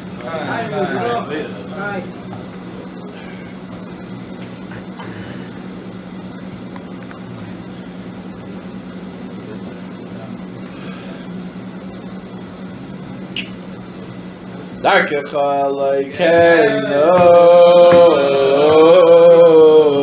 leharich apecha l'rayim ve'latayim ve'yisilasecha Darkecha Elokeinu. Stuck in the house since she's there. Carries a bike. Kitchen. I was there.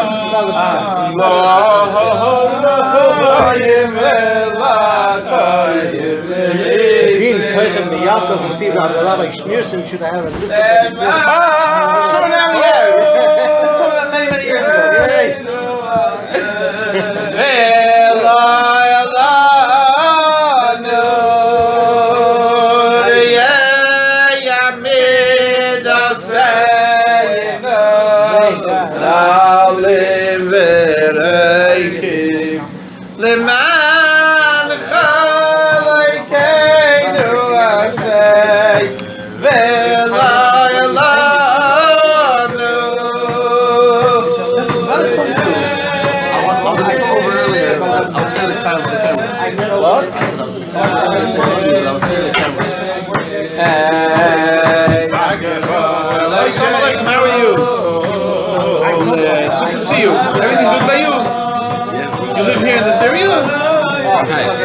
You came here from Heights. Where are you? Where are you coming from?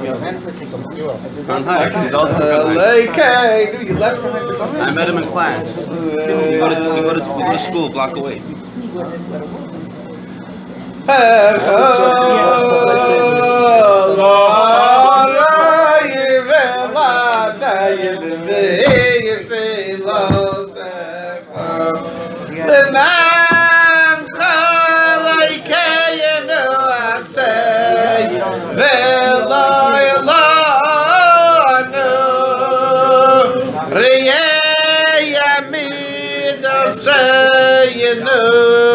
Don't leave it, the man like you know I say,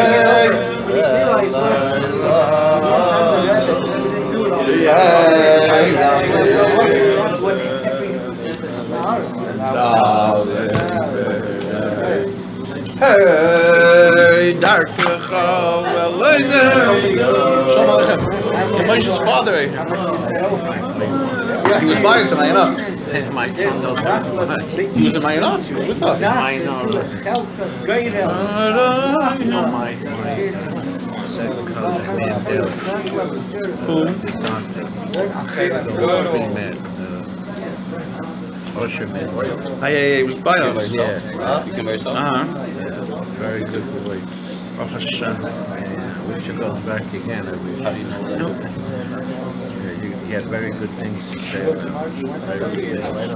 Oh yeah? Baruch Hashem.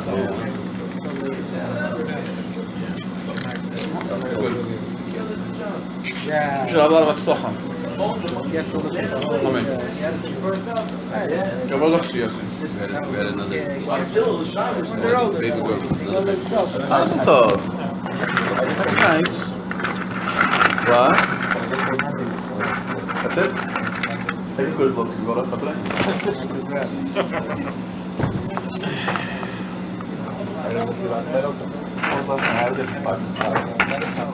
I heard you went to Texas, right? What? You were in Texas. Remember coffee? Rabbi?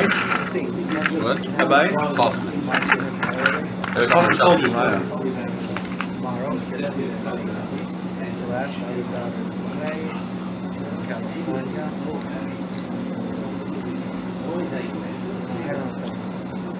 Come in here, that's what first time.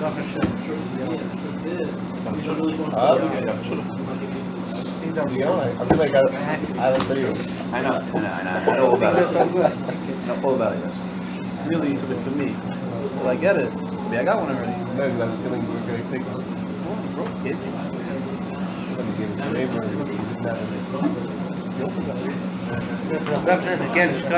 Baruch Tia. Mamish Kedai, Farbrengen for you. It's supposed to have become from Eretz Yisroel, and you probably have to spend time in a lot of places. It's nice to have you and share important mamish things we could only hear from someone with unique experiences. This is with a real discussion to the Rabbi. Shkaya. A lot of atzlacha, a lot of every way. Continue. This is our man in Berlin. Very nice. Chaim.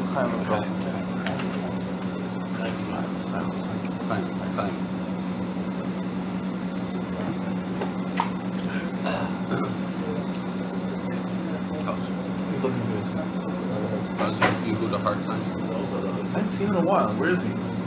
Still there? But now I know that I take care of his own his bummy. He's his aunt. It's Rabbi all time. Yeah. Are you still taking care of Rabbi all time? That's ridiculous.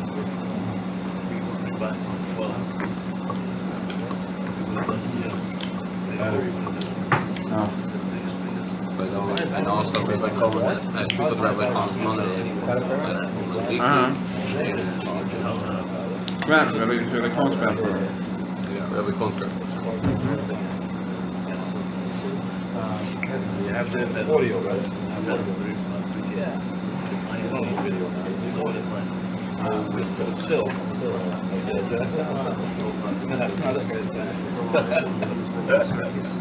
The space. Right, yeah. But before they started doing a lot of them before they and then over 40 years ago, I heard the Catholic Church white stars and smells. It's not saying the time of the shows people like reading like this. It's not a book that you have, but it's people say people.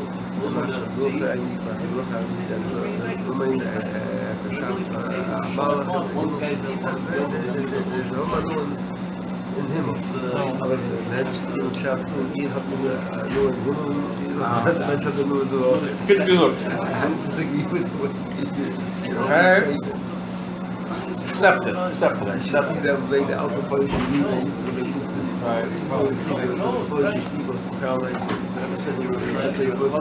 in Shabbos with Schnapp, so Schnapp, that was the guy who didn't have that. Right.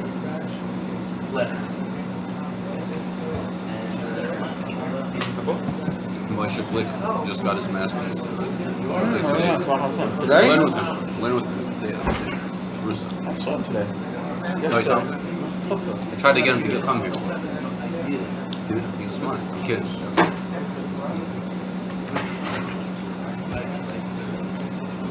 Yeah.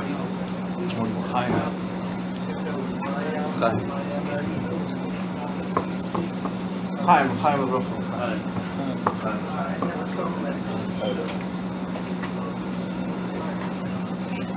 Yisroel, Yisroel, potatoes. Yisroel, potatoes, Yisroel. But that's what he was saying. I'll give you a couple. He's saying about food. Maybe. Shiva wanted to figure it out. Oh, maybe after that, this. Here you're going. Huh? Shiva's different. Shiva people have to figure it out. L'chaim, Rabbi Yosef, L'chaim,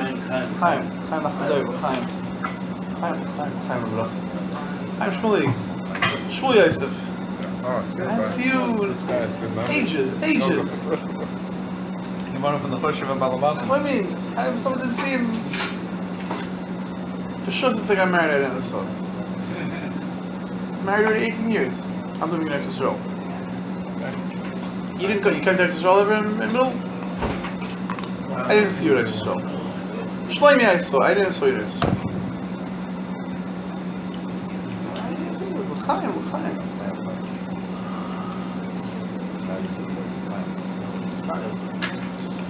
Rebbe.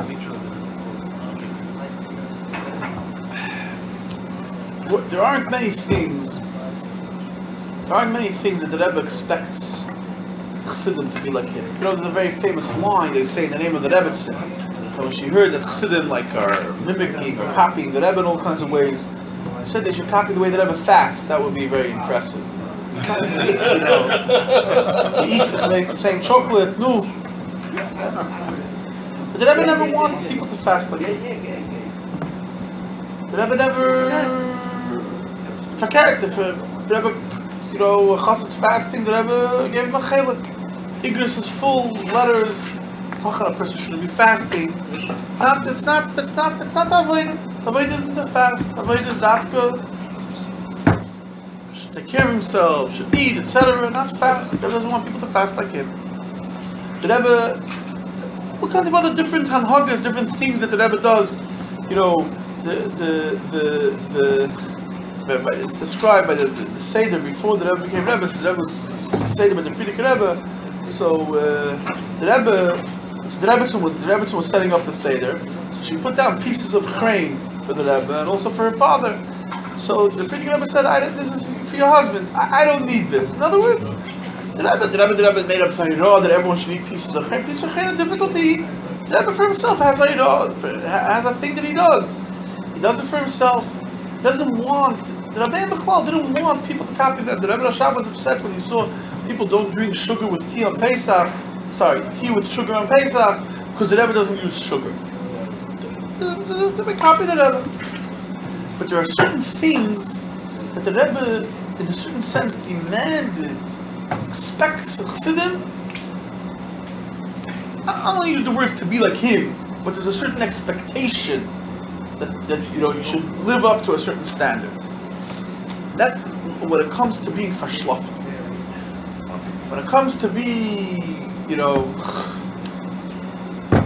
the Rebbe to davar pasha that I think that when Gimal and Tashlam Ches, the Rebbe had a heart attack. To give the Rebbe a very, very strong injection, a very strong medicine, and the Rebbe slept, I think, for 4 hours straight, or it was 5 hours straight. Sure, 5 hours straight. I don't remember exactly. And that's what I heard. I don't know if it's true. The Rebbe said, "I never saw the Rebbe sleep so long in one shot. Sleep such a long time." Well, you know, the Frierdiker Rebbe said about the Rebbe that at 4 o'clock in the morning he's always up. He didn't go to sleep yet, or he woke up already. He's always up. And if you know, back in the day when you were able to observe the light in the Rebbe's room, always on. He was doing things. Very little sleep. There's no time to sleep. But when the Rebbe spoke about sleep, it was a sikha that the Rebbe spoke once in the summer, Dvarim, I don't remember which year. The Rebbe spoke about the fact, why is it that the Eibishter created the world in such a way that people should have to go to sleep? The Rebbe elaborated on the question. Chlal, it's one of the things I think, I can't say it's unique by the Rebbe necessarily, I don't know that. But definitely it's very boiled by the Rebbe. That the questions are very, very important to the Rebbe. The questions aren't always just a medium to get to the answer.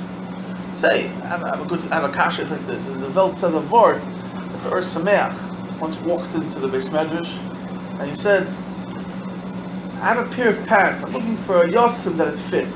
In other words, he says, "I have a very good answer. Now I'm looking for a question. Does anyone have a question?" "I have an answer." "Does anyone have a question? I can fit this answer to the question." Now, true, you want to develop, you have a new idea, you have a new way of understanding things. This new way of understanding things, you obviously put a lot of things into place. But the beginning of by the Rebbe, you read the Rashi Sikh, you learn Rashi Sikh. The questions, the Rebbe is asking the questions in Eif and not, you know, can I ask like this, can I ask like this? Okay, listen to the answer I have. But the questions are do the questions bother you or not? 1 second, are these good questions? And the Ha'aris defend the questions. Are these valid questions, they're very important questions. I have to ask myself the question. So the Rebbe asked, why did the Eibishter create the world in such a way that a person should have to go to sleep? The Eibishter created the world however he wanted. A person should be able to go on and on and on. And you could see when the Rebbe is asking the question really bothers the Rebbe. Chaval! It's such a... You feel bad. I myself was like the Rebbe, Schlafen ist Schlafen nach 120.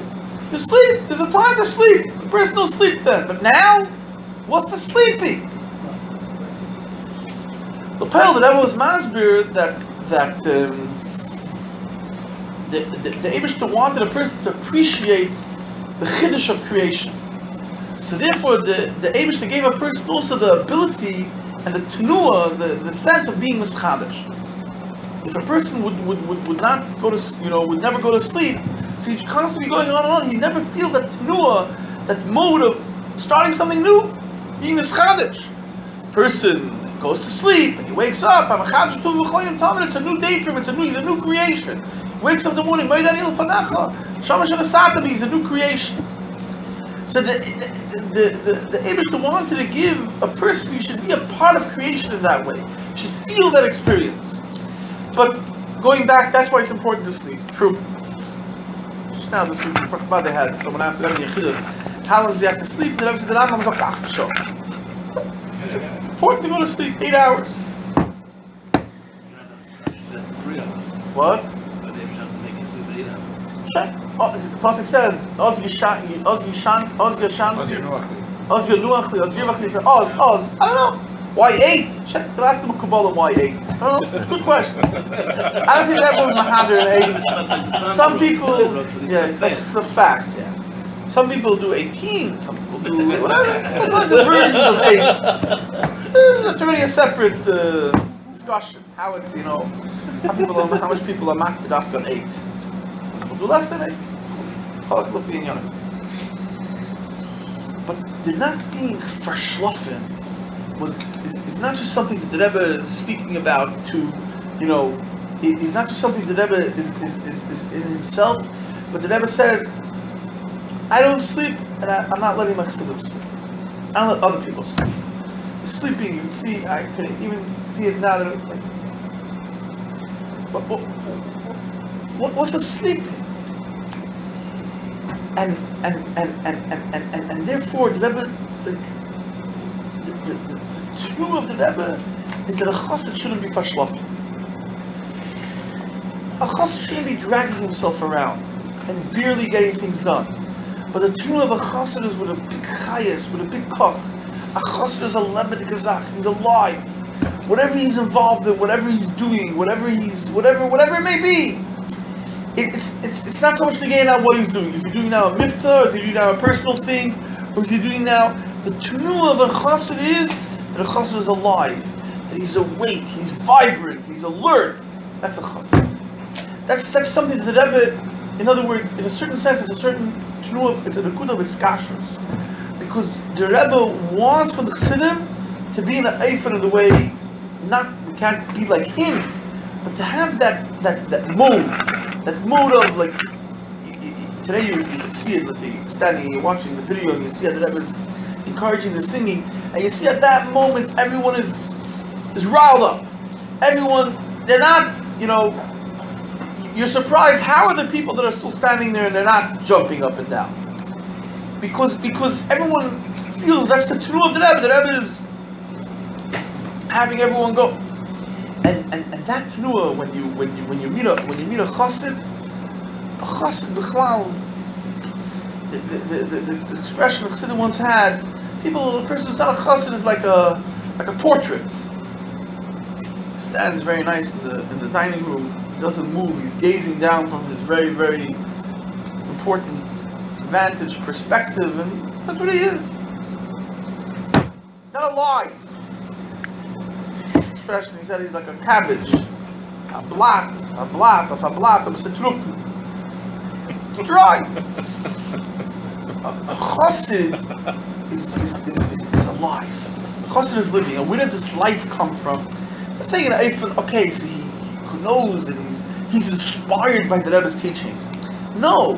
Yes, also, maybe, I don't know. But he's connected. And when he's connected, that connection, the connection that says that the Rebbe is alive and the Rebbe is doing things that it's kocht, it's brennt. You watch. My seat by the Farbrengen on the side, the back of the Rashak. Right after the Rashak passed place, the Rashak seat. You see the Rebbe sitting on the side. So there you don't see the Rebbe's hands on the table. But on the side, you see the Rebbe is moving his hands. The Rebbe is He's not resting. He's not sitting there, sitting back and saying. So this is question number one. Question number two, and you say this is the pshat. He's not relaxed about it. It's kocht. It's brent. That's the koch. Huh? It's bubbling. They said the Friedrich Rebbe said, I heard when he came to America that seltzer is a snagdish shamashka. It's kocht and it stays cold. It's bubbling and it's hot. It's fire. That's iskashus. Our iskashus is we're not sleeping. We're not sleeping. We're not sleeping, and sometimes we don't let others sleep either.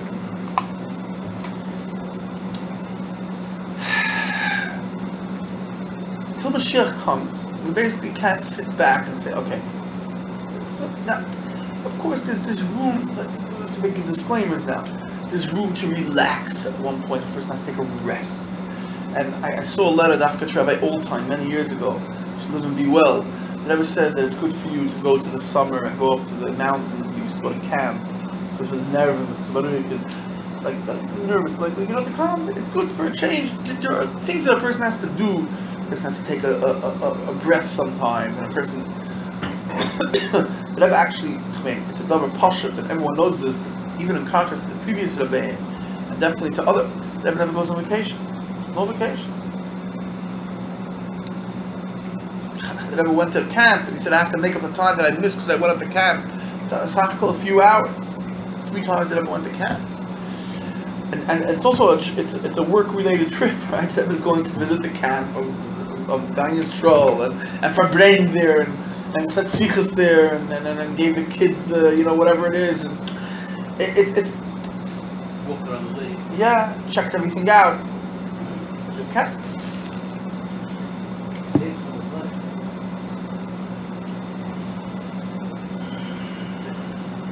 As long as Mashiach doesn't come, we can't sleep. We can't rest. And that's comes from the tune of our iskashus. That we have to be connected for that. We have to be connected, because if we're not connected, we can fall asleep. Let's not even say anything worse. But let's just say that the worst thing is going to happen, first of all, is we're going to fall asleep. Pass out. Don't know what happened. We're not going to enjoy it. What? If we do fall asleep, we don't enjoy it. That's the way we are now. Even if we fall, go to sleep. The Friedrich Rebbe, when the Bachman came to Montreal, the Friedrich Rebbe sent them Shmuel to be with the Bachman. Shmuel visited with the Bachman in Montreal. The Friedrich Rebbe said, as they should see, that they can't get schlafen on pajamas. You go to sleep without pajamas. The gather of putting on a special beggar to go to sleep, it's like putting on a gartel to die. Make sure the color. Put on a gartel. The whole tenua, you get up, and your gartel, it's the whole thing. You get a nice silk one. So here you can get a silk pajamas. The whole tenua, you get ready, you go. It's like Only on Shabbos. Yeah. Only on Shabbos. No. You dressed to the whole tenua, you ain't dressed to go jog. Shem Seder. The can't rest, and if we can't rest, the Rebbe says, I'm not going to let you rest. So Zamen, together, we'll bring the Gula. We're not going to rest. There's a song, an old song they used to sing. I don't remember all the words, but in the middle it goes, we're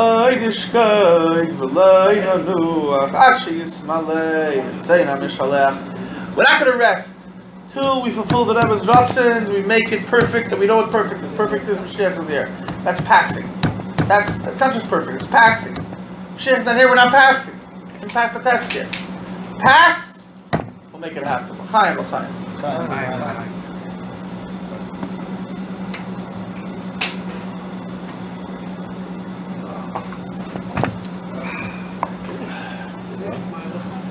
Ay ay ay ay ay ay ay yo yo yo yo yo yo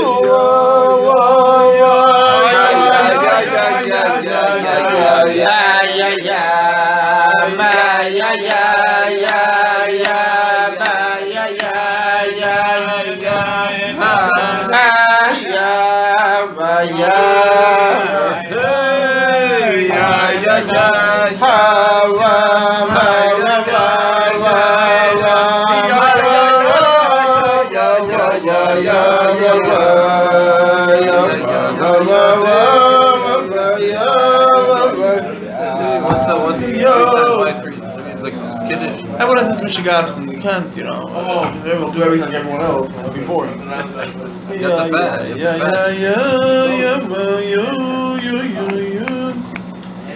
know what's nice here, Yossi? Friedrich Rebbe said that when Friedrich Rebbe sent his alma post in Allah Shalom, it's long life, I think none of them left.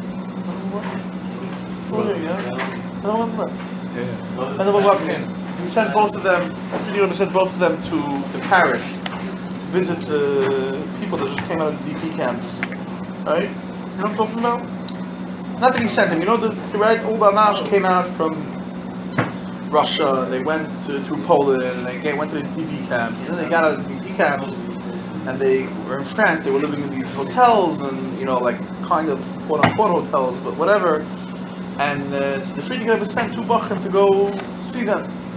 So one of the Hiros was that they should make Farbrengens in every place, and by every Farbrengen there should be a head and a tail of a herring. A cup and an X on a herring. Be a head and a tail? Yeah. Tail. One time, I haven't been there for in a long time with a head and a tail. There's a whole fish in between also. We anticipated this. Yeah, I understand, but the Marshal in Yisroel, I'm saying, you ever see a head and a tail? The heads are treif b'chlal, they have worms, whatever, I don't know what. They were speaking about that. So you never see a full fish. It's very weird. It's like they bring like It's some Saturday or something. Oh yeah? It's a special deal they gave him for lunch. Oh, the eye. And he was special. He's already suffered from his own. Really? Wasn't in the border. But he knew that Tell, a head and a tail of a fish, and if you give a head and a tail the whole middle, What's the name? Mama's eating Hammer together. Levy. Oh. Go to the stable store in Avenue M and he's 15. I know. He's 14. He's 13. He's 13. Go back and make bagels for $5. That's a shtalis. The bagels also from him, Hastis. No, the bagels is paid for. Yeah, the bagels are from him though. Yeah. And he has the best natural flour. The best and only store that's next to him and that's his store. I don't even know what it's from.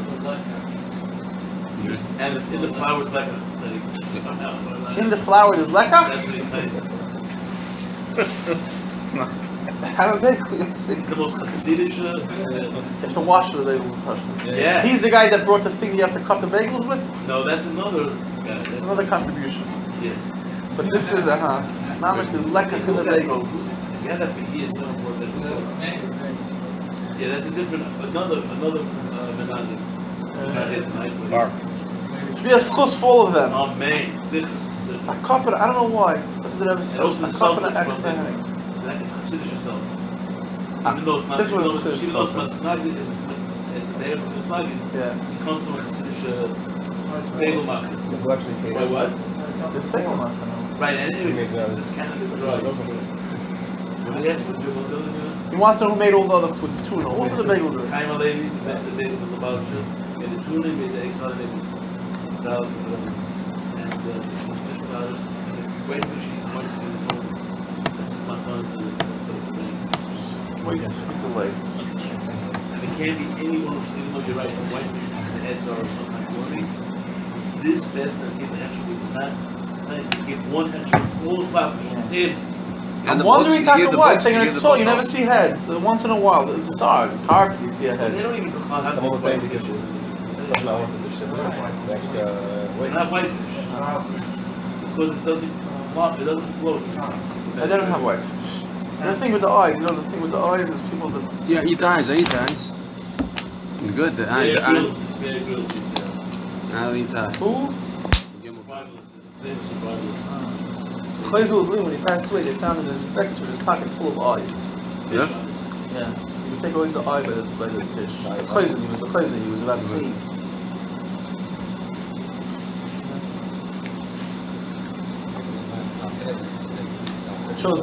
It's a piece of fish. He chose his piece of fish. So you ate eyes all day? I don't know if he ate eyes all day. I don't know about that. The eyes of the fish had a certain cheshivah, a certain importance there. Just the teeth or eyes? L'chaim Yossi. Okay. L'chaim. There's a lot of things you have to do tonight. What's the morning? You got the oil? Good up. Are you going to camp, Yossi? American soldiers? Yeah, school, you're taking class? You're not sure yet. You're not taking a class They or didn't something? confirm yet. They didn't confirm. Don't write it off. You're not taking a class or something? So what? That's the whole point, that's what the Rabbi wants. The Rabbi wants you to take a class. Okay. Can't come in with the Shabbos HaGadol. L'chaim. My summer wouldn't be as productive if I wasn't taking a class. But it depends for everything. Me, I need a class. 2 classes.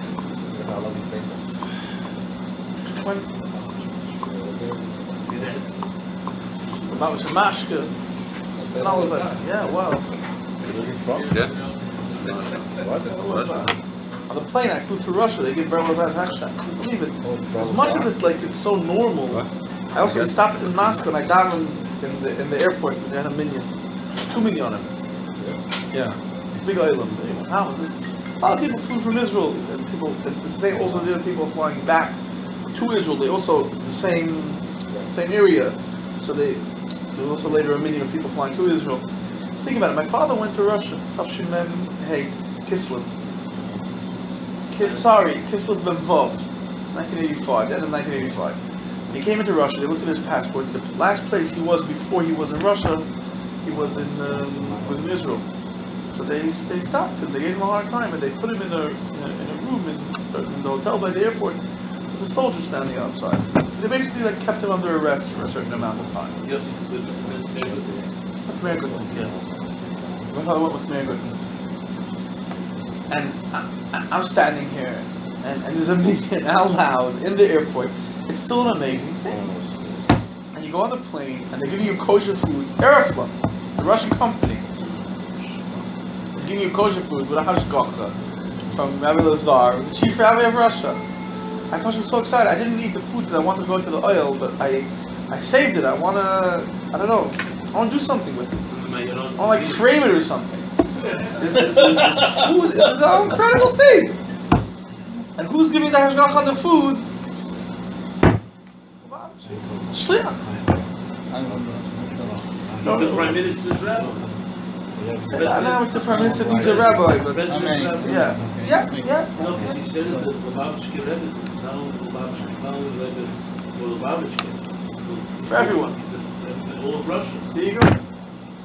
But Chaim Morozov was taken. It's an interesting story. I heard from Mendel Morozov that he wanted to know when to. Oh, you know this story. It's a short. Yeah. And the Rebbe said that it should be Beis Nissen because it's connected. And the Litsky, the Rebbe said that it should No, be. the Rebbe didn't say Beis Nissen. The Rebbe said the let's the most get it top. That he didn't understand what the Rebbe meant. I heard. What is it? It's Zayin Ches Nissen, right? About Zayin Nissen? No, they kept Beis Nissen until afterwards. No, I forget the date. When is it? When is the Yom? Not Beis, but is it in the beginning of Nissen? Yeah, see, but they didn't listen. They didn't exactly listen. Right. They didn't listen. Never said it was the let's the most get it. And then years later they understood what the Rebbe meant. Okay, so I thought I heard from the story differently, but clearly I didn't understand what he said. But this is this part I didn't hear from. This is the part I wanted to say. I want to quote that when they took him out to Shunim, Chaim Morozov, they said to him that you're representing the Lubavitcher Rebbe represents the Eibush in this world, and you represent the Rebbe in Russia. Is this also? There's also someone else who the story happened with a similar line. The Rebbe represents the Eibush in this world, and you represent the Rebbe in Russia, and Russia doesn't want the Eibush represented here. So therefore, Sounds like it. He said the same thing. He said the Jews introduced consciousness to the world. Yeah. And we don't believe in consciousness. We're killing God. True. We're killing God. But here they identified who's. He said that he's made that there's a conscience and we have to kill him. He was fighting God. Who's the representative of the Rebbe in the world? Who's representative of the Eibush in the world? So Hitler's sword, Gimach Shmoyim, we're talking about Farbrengen. It's on every year.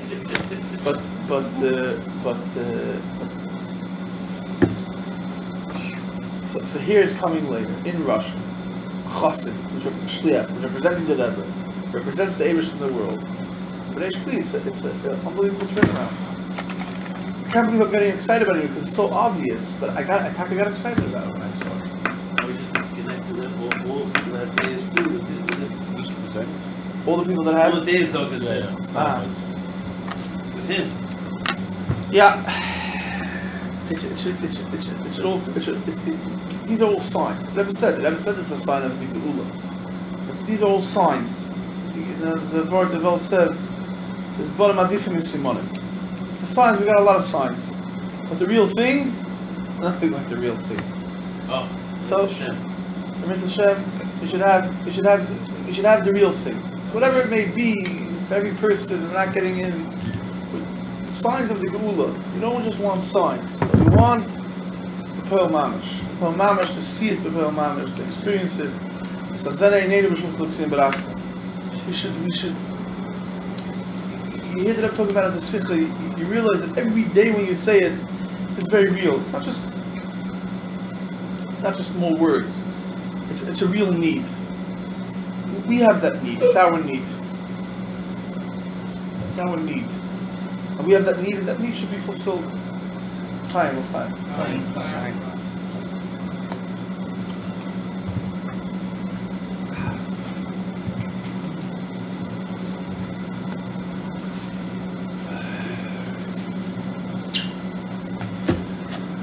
Mama, mama, mama, ya ya, mama,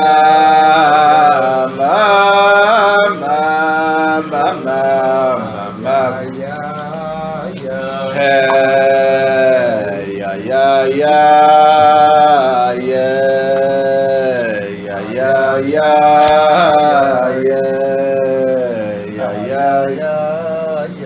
Ah, yeah, yeah, yeah, ah, yeah, yeah, ah, hey, yeah, yeah, yeah, yeah, yeah, yeah, yeah, yeah, yeah, yeah, yeah, yeah, ah, yeah, yeah, yeah, yeah, yeah, yeah, yeah, yeah, yeah, yeah, yeah, yeah. Yeah, yeah, yeah, yeah, yeah. Yeah, yeah, yeah, yeah, yeah, yeah.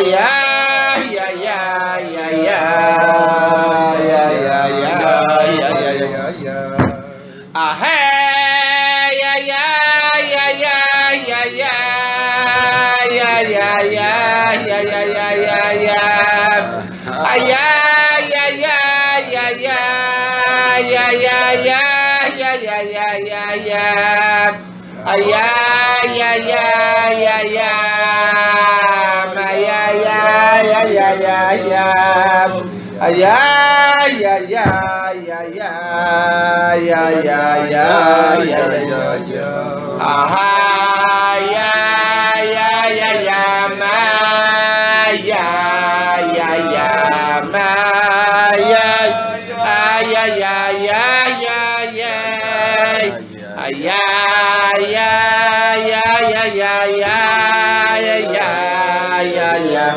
yeah, yeah, yeah.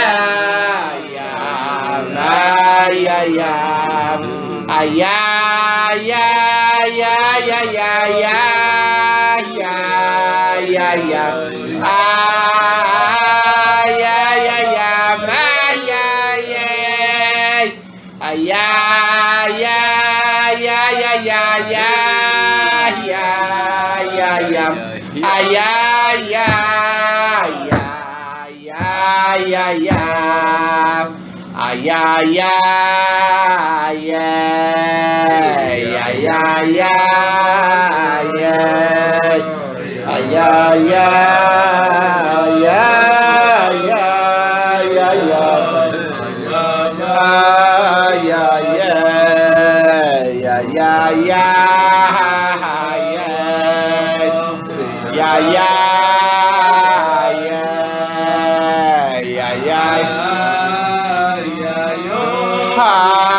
Yeah, yeah,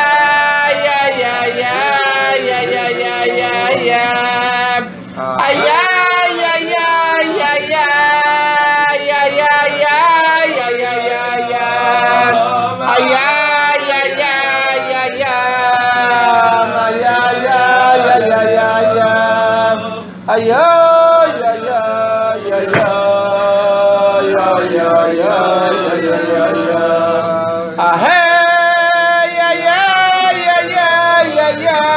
yeah, yeah. Yeah, yeah, yeah, yeah, yeah, yeah, yeah,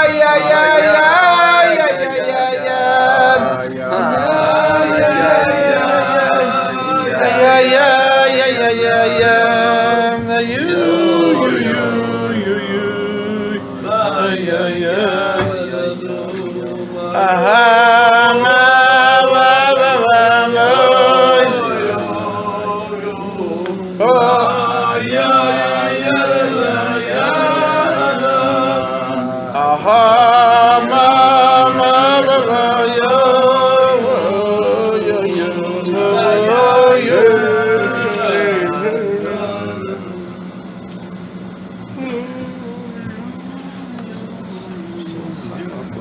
I'll do 3 times. Okay, let's do it 3 times. I don't count. Also.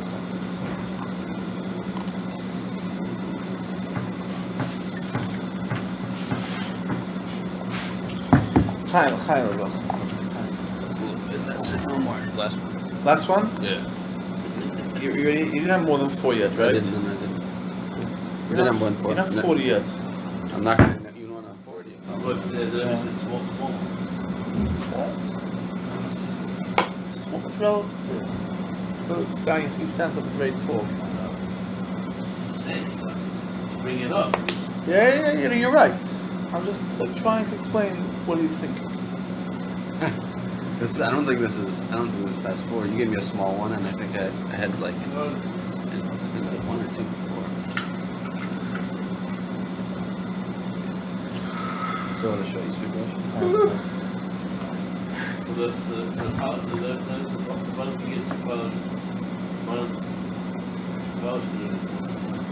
Huh? What is college? Yeah. What? I was like 30 years ago that I was in the buns, you know, and it's over college. You know, to get over college. What do we know? We don't have answers. I don't think Gimal Tamuz is about answers. Yeah, you said it right. Gimal Tamuz is about the... Aside. Yeah. Kach Chayid is Shuvila. The Rebbe said that the butter should be silk, pure silk, because it's the highest from a chaya. So how about the gartel? The gartels also should be? I never heard. I don't know. Your gartel is silk? No. It's a question. Yeah. My gartel is also not silk, so maybe that's why I never heard of it. I don't know. Everybody once had a silk garter, but he lost it.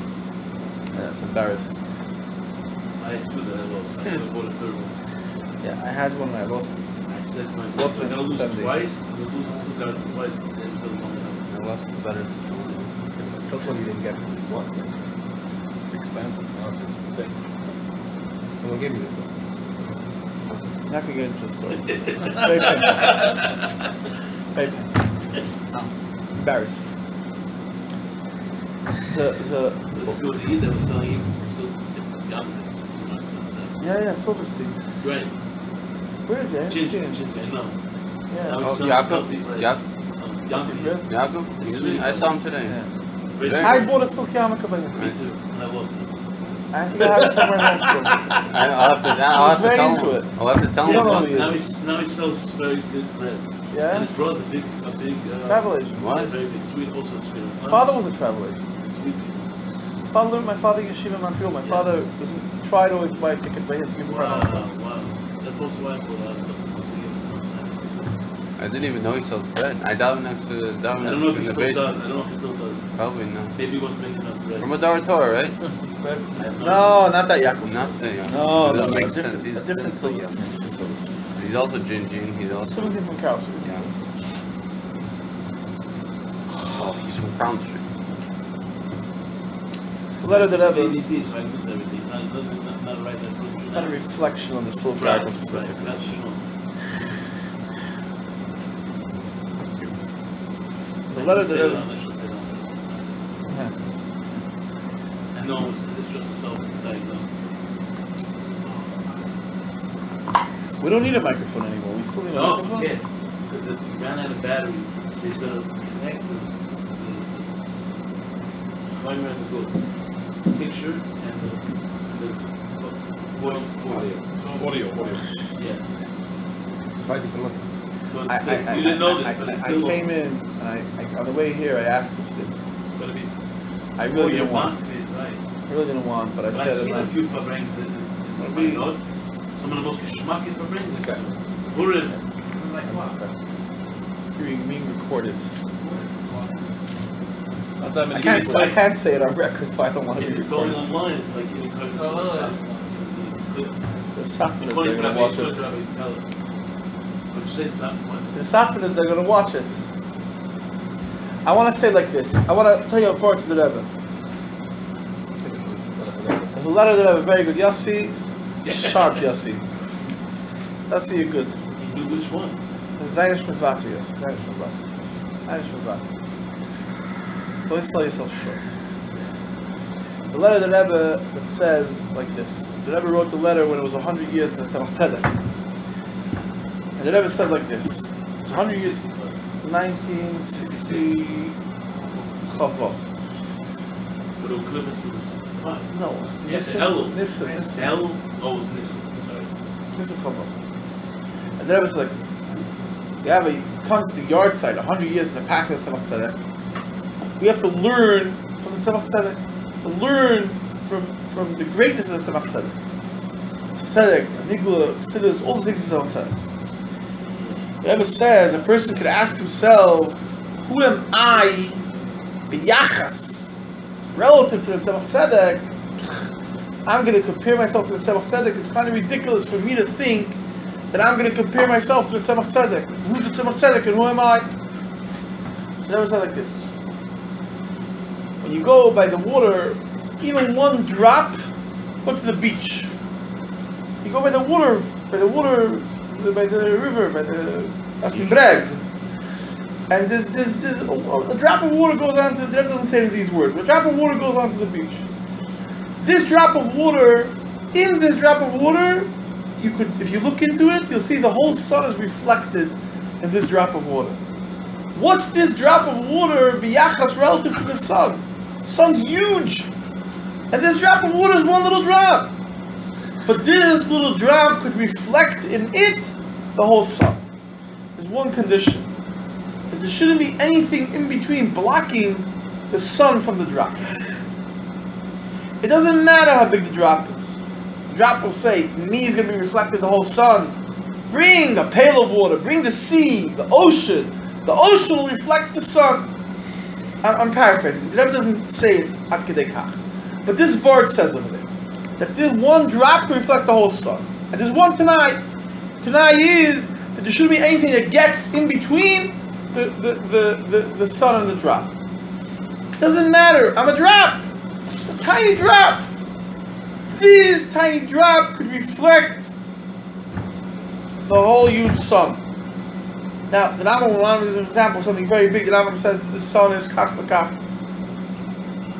The sun's very big. It's very powerful. It's very intense. And this little drop could reflect it. This little drop doesn't become the sun. Let's not confuse it. The little drop doesn't become now. The little drop is still a drop. But I'm a chassid. I'm just a little drop. But if I'm mechuvan, if I'm set myself against the sun, and there's nothing in between us, I don't let anything get in between us, the sun can be reflected in me. A person sees a chassid. The chassid reflects the Rebbe.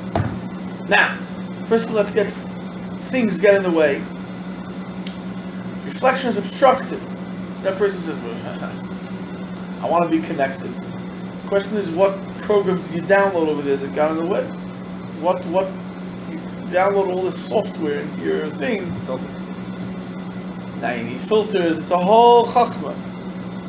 You weren't supposed to have any software. You're still running the gauntlet. And you weren't supposed to have any filters. And you weren't supposed to have anything. You were supposed to be mechuven against the sun. You're supposed to be focused in a way that you could receive and you could accept from the sun. And then, even though you're a little drop, in you the sun can be reflected. So whatever we are. I told you before yesterday, there was a Yid came to Muncie, his name was Shlomo Beveshetsky. He used to come to his Zayda store and say a little 6 nights ago with him. Yeah. 6 nights ago on the camp. You don't remember him, Shlomo Beveshetsky? You heard about it. He used to come and talk about little 6 nights ago. So once there was a kid came. Yeah, Beveshetsky was out there. Yeah. He's coming to the store, the fruit store, basically. On the fruit store. He came to Muncie once. That's not a Zayd. It's not a Zayd, it's a fruit store. Right. And he sang a song on Shabbos. He was Farbrengen us on Shabbos. Yeah. And the song went like this. Was mir seinen mir, aber Brüder seinen mir. Whatever we are, we translate in English. Whatever we are, but brothers we are. I remember him going around the table, and he said, you are a shoemaker, you are a tailor, you are a bandit, you are a thief. And I was getting a little shoemaker, he pointed to his father, that made sense. His father had a shoe store. But then he started saying, you are a bandit, you are a thief. I was getting nervous. Like, what's saying with these nice upright people that they're bandits and thieves? But brothers we are. Whatever we are. But if we could be a little, but if we're in the right place, we could have a real shaykhs to the Rebbe. a real shaykhus to the Rebbe could be very real in us. That if a person looks at us, he says, this is the way the Rebbe wants it to be. This is a person that's expressing, that's bringing out the inyan of the Rebbe. And you, person's image gegeben. If he's image gegeben, he can bring out the Rebbe's inyan. What? The Rebbe's inyan, what the Rebbe wants, what the Rebbe wants should be expressed, what the Rebbe wants should be felt, what the Rebbe wants should be said. You read the Rebbe's letters sometimes, especially to a lot of letters to the Askonim and Eretz Yisrael. Apparently to the people that were here, the Rebbe didn't have to write letters with the Rebbe talking to them. But the people in Eretz Yisrael, the Rebbe says, that everything I have to explain to you, everything I have to say to you, again and again, it has to be said. So many years already, and it's being said, and it was said time and time again. Why can't you get it? There's things that Rebbe wants us to get. There's things that Rebbe wants us to understand. He doesn't want to explain it every time, point it out again and again, very specifically, and say, walk, don't walk, come, don't come. I'm saying you'll get it, you'll understand. This is how I understand.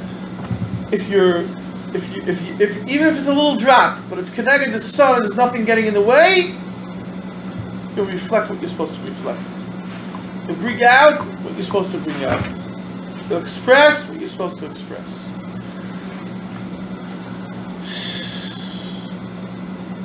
Can you imagine when Mashiach is going to come, nothing is going to get in the way. That was the Rebbe's letter to the Chasam that someone said, asking them about how much. 100 years, some things pass. How Mashiach comes. Some letter Chavav. You listen, Tasha Chavav. Mashiach comes, nothing is going to get in the way. Until then, it's our job to keep things out of the way. The sun is here. The drop is here. So what's left? What does the drop have to do? To make sure that nothing gets in the way between it and the sun. You know where you are. You know what could get in the way. For every person, there's things that get in the way. This person, she's Danish is getting in the way. And this person reflects. What did Rabbi tell me? Atarim by internet. 2 weeks, no atarim by internet. Every person knows what could get in the way.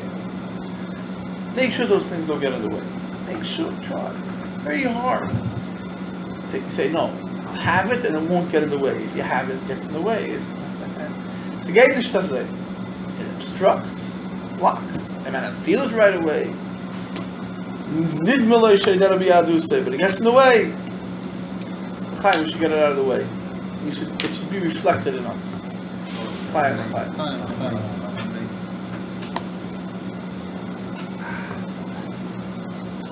The Rebbe says, Chsidim, my Chsidim, I want to be B'simcha. If a person's not B'simcha, it gets in the way. He has good reasons, he has good explanations, and all 101 things.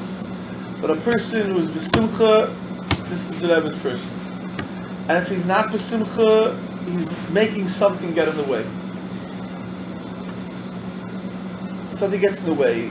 It causes blocks, causes obstructions. You don't want to be there. You want to be in a way that it's open. You want to be in a way open, that you connect in a way that it's very real. I think this is an expression of the Rebbe. My Chassidim, the Rebbe Rashag once asked the Rebbe, he says, why? The Rebbe changed the previous Rebbe weren't so into something. And the Rebbe said, the Rebbe didn't deny, the Rebbe didn't say, no, it's exactly like the previous Rebbe. I mean, who are we to say? But the Rebbe didn't say that. Excuse me, the Rebbe said, Gleibt mir, trust me, as durch Simcha macht man besser. That Simcha really works. It works. So work the arrangement we have. Chassid, the Chassidim, before they were called Chassidim, they were called the Freiliche, the happy ones. That was one of the first names. Oh, it says, no, the Molshentiv. How the Molshentiv? Chassidim were called these happy-go-lucky guys. Go-lucky I put in there. But these happy people. People are always happy, in a good mood. Whoever saw such Yiddishkeit. Happy. Rebbe's a mensch, the Rebbe's a chassid. Reflect, a couple of years ago, I think maybe I said this before, it doesn't matter. Yeshiva for sure I said this. But as time goes on, I make up new stories. I'm standing in a shul. I daven in a square over there. Standing in a shul and talking to this person. So it was a whole thing. The guy asked me to buy him a derech chaim. In Tamuz, whatever, I was going to New York. He said, do me a favor, there's no derech chaim for sale in extra show, buy me a derech chaim. So I went, derech chaim, middle of Rebbe, yeah, I bought him a derech chaim. I went to my father's yard, I think, that Tamuz, Gimal Tamuz, I bought him a derech chaim, kahos, came back, we gave him a derech chaim, and I come to shul, walk up the stairs, Mamash attacks me. He says, Wichnin, you ruined my Elo. I said, what happened? He said, I started learning derech chaim. Bad news. It's not pshat that I do this wrong, I do that wrong. And really me derech pisham. You gotta change the whole thing. You overwhelmed me. Didn't they have to change the color of the sefer? It was red and made it sit him like, you know. I don't know. Certain students that couldn't see the cover of the sefer. So we got into this whole conversation. So this person said, there was another person standing there. The other person was an American who saw the Rebbe. And he said, when you come to the Rebbe is always encouraging. So he said, no, I'm sorry. He said, you know what it means to live the whole time in the presence of the Eibishter? It's crazy. So the other person said, when you walk past the Rebbe, you can see this is a person who's constantly in the presence of the Eibishter. So the other guy says, he must have been very uptight the whole time. He says, no, he was very happy. Simcha, encouraging Mamish. And at the same time, so in certain people's minds, being in the presence of the Eibishter means that you're... You don't know his name, doesn't mean much to you. It was a big Rav, Nedergeredes, Yanko Bloy. What? I said Mary Brown something before. It's alright. If you don't know, it shouldn't hurt you. It's not recorded. So he said, Yanko Bloy wrote Pischei Choshech. Very Choshech is our famous Ador. Choshech is for him, yeah. Pischei Choshech is, yeah. And he came to the Rebbe, and he didn't want to go by dollars. He didn't want there should be videos and things and whatever. He was a no frills kind of guy. He came to the Rebbe for Mincha. After Mincha, came back. So his brother Lubavitch, his brother asked him, what was it? He said, I saw a Yid standing in the presence of the Eibishter the whole time. Not more than Mincha. That's what Bloy said. Yeah. So what does it mean standing in front of Israel? He's not uptight. He's besimcha. He says, and the Rebbe, and that's another thing that I think the Rebbe expects from Chassidim. If Chassidim, at the time, Chassidim weren't besimcha around the Rebbe said, why aren't you besimcha around me? If you aren't besimcha around me, you're making me not be besimcha. He doesn't want that. He wants us to be besimcha. So, one of the requirements of a chassid is to be besimcha. Now, it goes without saying, Yismach Yismach Mashiach, through Simcha, when you bring Bias HaMashiach, it's all a package deal, it's all part of what's going on. First of all, a chassid to be besimcha. Now, it's ridiculous, yesterday, talking to you, telling you to be besimcha. You're a yeshiva bacher. I know, you're right. But lately I discovered that Yeshiva Baruch also find reasons not to be besimcha. Strange phenomena. You're finding reasons? Yeah. I start the person based off, he has a family, he has bills. The Yeshiva Baruch made themselves bills. But he has things going on. He has, existential issues. He doesn't know his kids, this, that, all kinds of things. Yeshiva Baruch, Enal Gabel Al Hashem Al Kav. Where did he get all these daggers from? Big daggers. Concerns, fractions, moping around. Nansen. A chassid is meant to be listened. And only the Rebbe could say this. A chassid asked the Rebbe, why should I be besimcha? He walked into the Rebbe Yichid, the guy, he said, "There's stuff from was. I don't have what to be happy with. Why should I be happy?" The Rebbe said, "Well, say hasten. If you're being told to be happy, whoever heard of such a kind of happy? Give me, make me win the lottery. Make that everything should, I don't know what. No, You know why you should be happy? Belazei Haseman telling you to be happy. You gotta be happy. There's no other option. It's an old Chassidish Maizah, because you know the story. This boy used to work for the orchestra, and his job was like the orchestra would travel around like gypsies. And this boy, his job was he would have like a cymbal, clock. And he would say, Freilacher, Freilacher. Like, encourage him, get everyone excited. So, pass me the oranges, please. So he said, shaking it up. Shake well. Good. So he said, They all say that. what? They all say that. This one said that, I don't know what they all say. Yeah. Shake well. So he said, so once this boy whose job was to knock Freilacher, he was getting lazy, little boy, he was wandering around with them. So the people that he was working for the orchestra, the guy, the head of the orchestra, he gave him smacked him across the face and said, no. So the boy starts crying. He's in the middle of work, and he's crying and he's saying, Freilacher, Freilacher. So he's not saying Freilacher, he's saying whatever he's saying in Russian, I have no idea. So Siddim asked, what's the truth? What's he really? Where is he really? So you'd like to say, where is he really? He really looks so happy. It's very sad. He was smacked just now. It hurts. Listen up. Where is he really? He really is in Freilacher. Right now. He hit a bump. And he has to be smacked. And he's crying because the smack hurts. But what's his real interest? His real interest is Freilacher. That's his real world, because that's his life, that's his job. That's who he is for right now.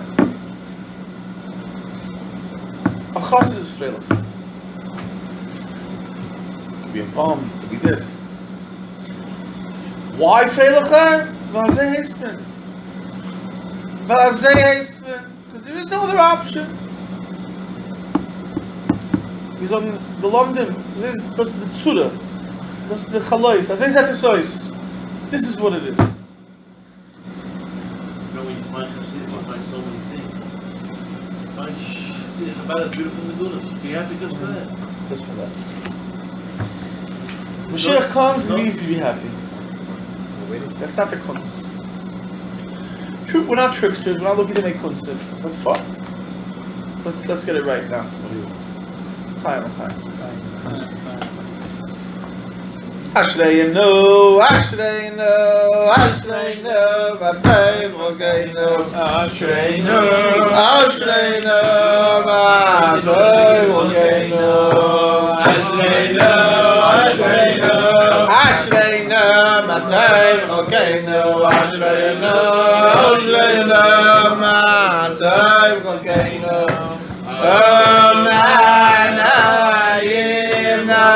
Nayim Gair Aleinu Yafa Yerush Aseinu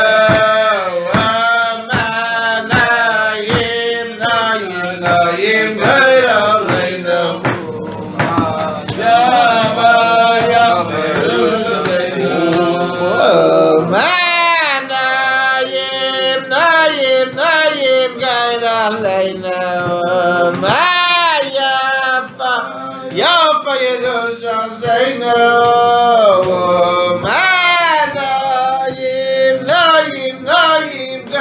Aleinu Yafa Yerush Aseinu Nayim Gair Aleinu Yafa Yerush Aseinu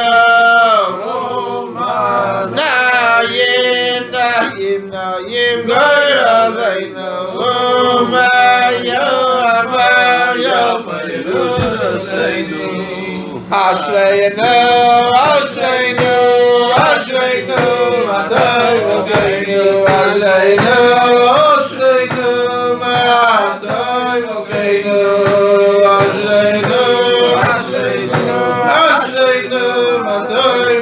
Volgeinu Ashreinu Matei Volgeinu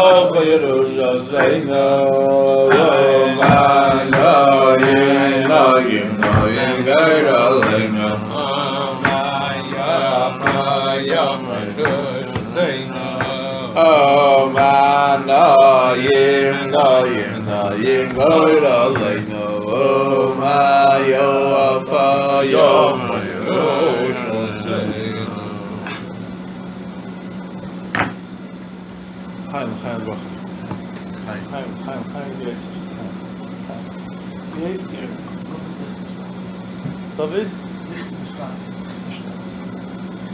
Higa. Sahiga. Ah, Higa. The Chelika from the Balabat from the Beis Menachem. And the Balabat from the Bar. Ah, ja.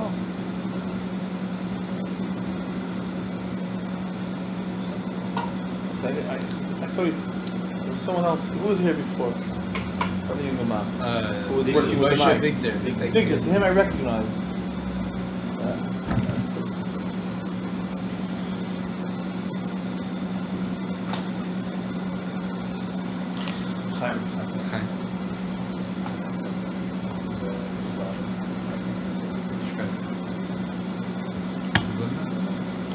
Blue band. Eens trappen voor de mijn eigen show.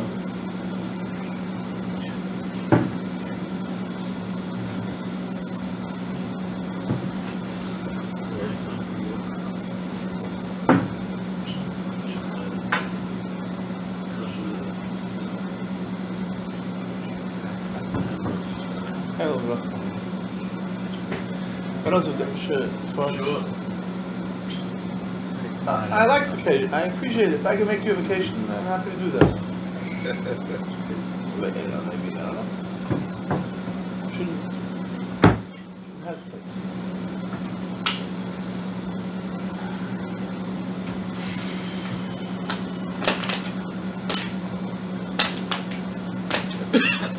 Fine. One of those books says that the Rebbe walk by the kids and they say they walk to sunset.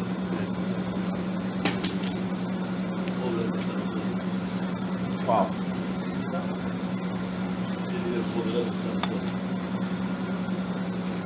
There goes, they went to sunset. I know, but I thought she didn't find milk. Have you seen that? I've got it.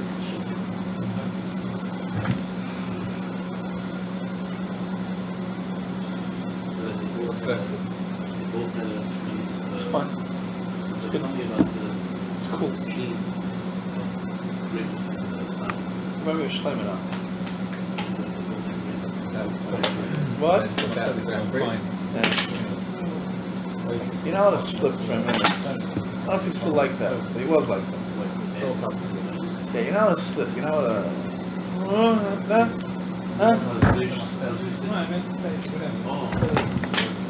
But he's a genius.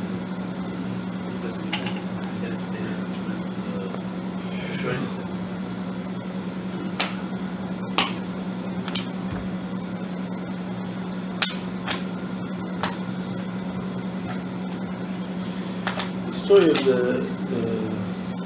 Rabbi Rashab Azor.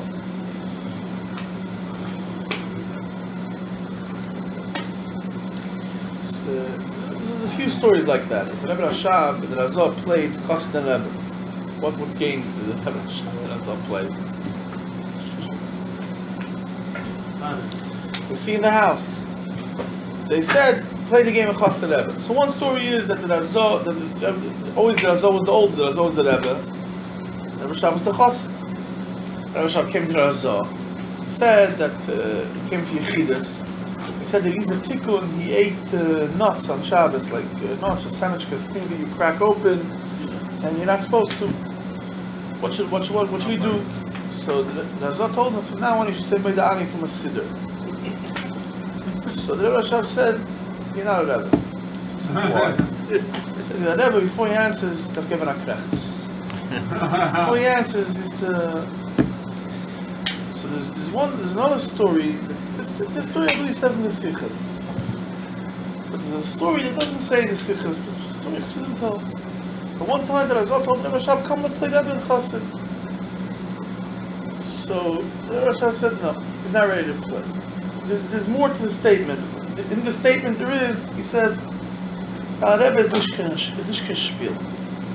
Rebbe is not a game. You can't play this game. Okay.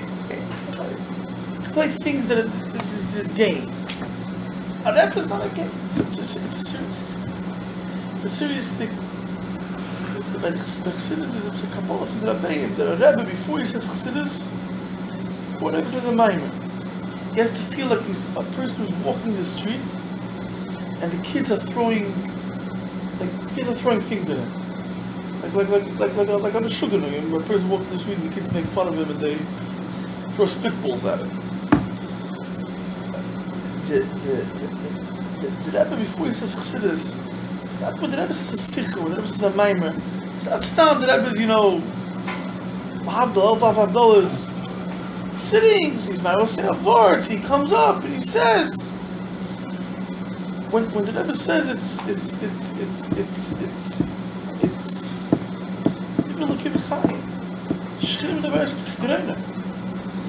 is not something that comes to a person,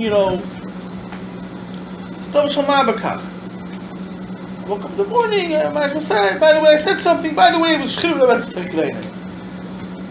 For a person to be in Shchirim Levetz Tergreiner, a person to be there, it's nicht gespielt, it's not a game. When the Rebbe says something, it's every word, every ois. It's serious business. It's a different story. And when we have a Shaykhis Rebbe, when we hear, it's not you learn a Sikha the Rebbe.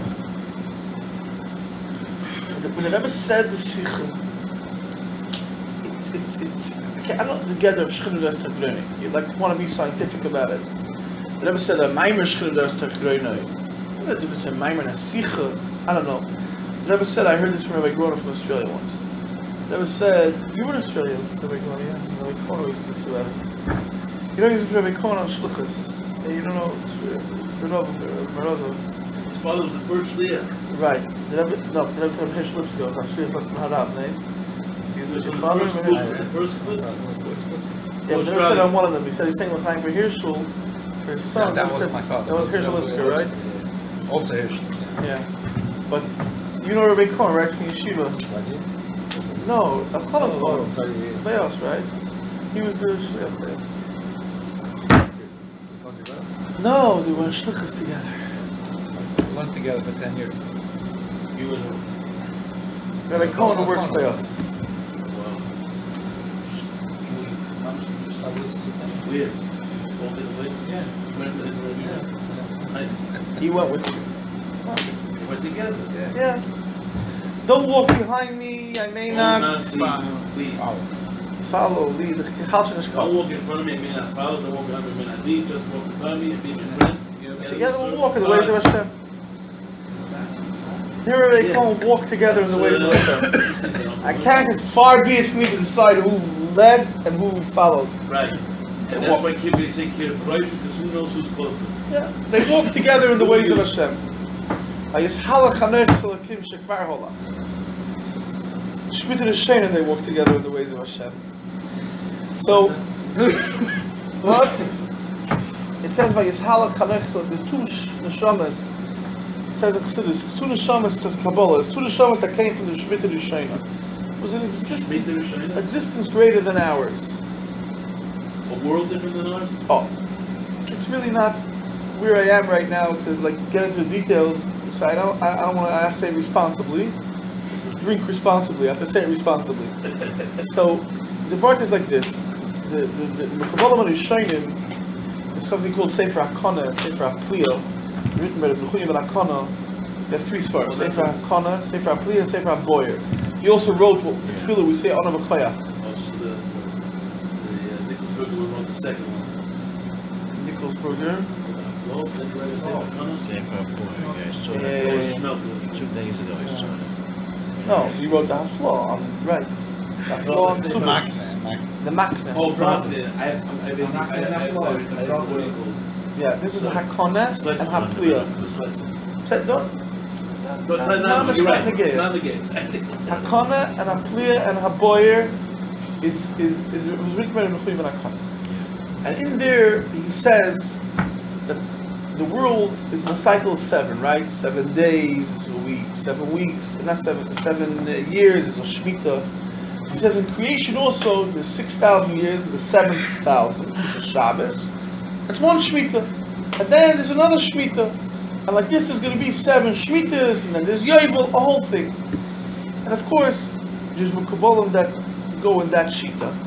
That's also how they explain why the disparity of, like, you see so many years in creation and we only have 5,777, because the first days of creation, the days were much longer. The days were, I don't know how many years. That's what his dinosaurs. Right.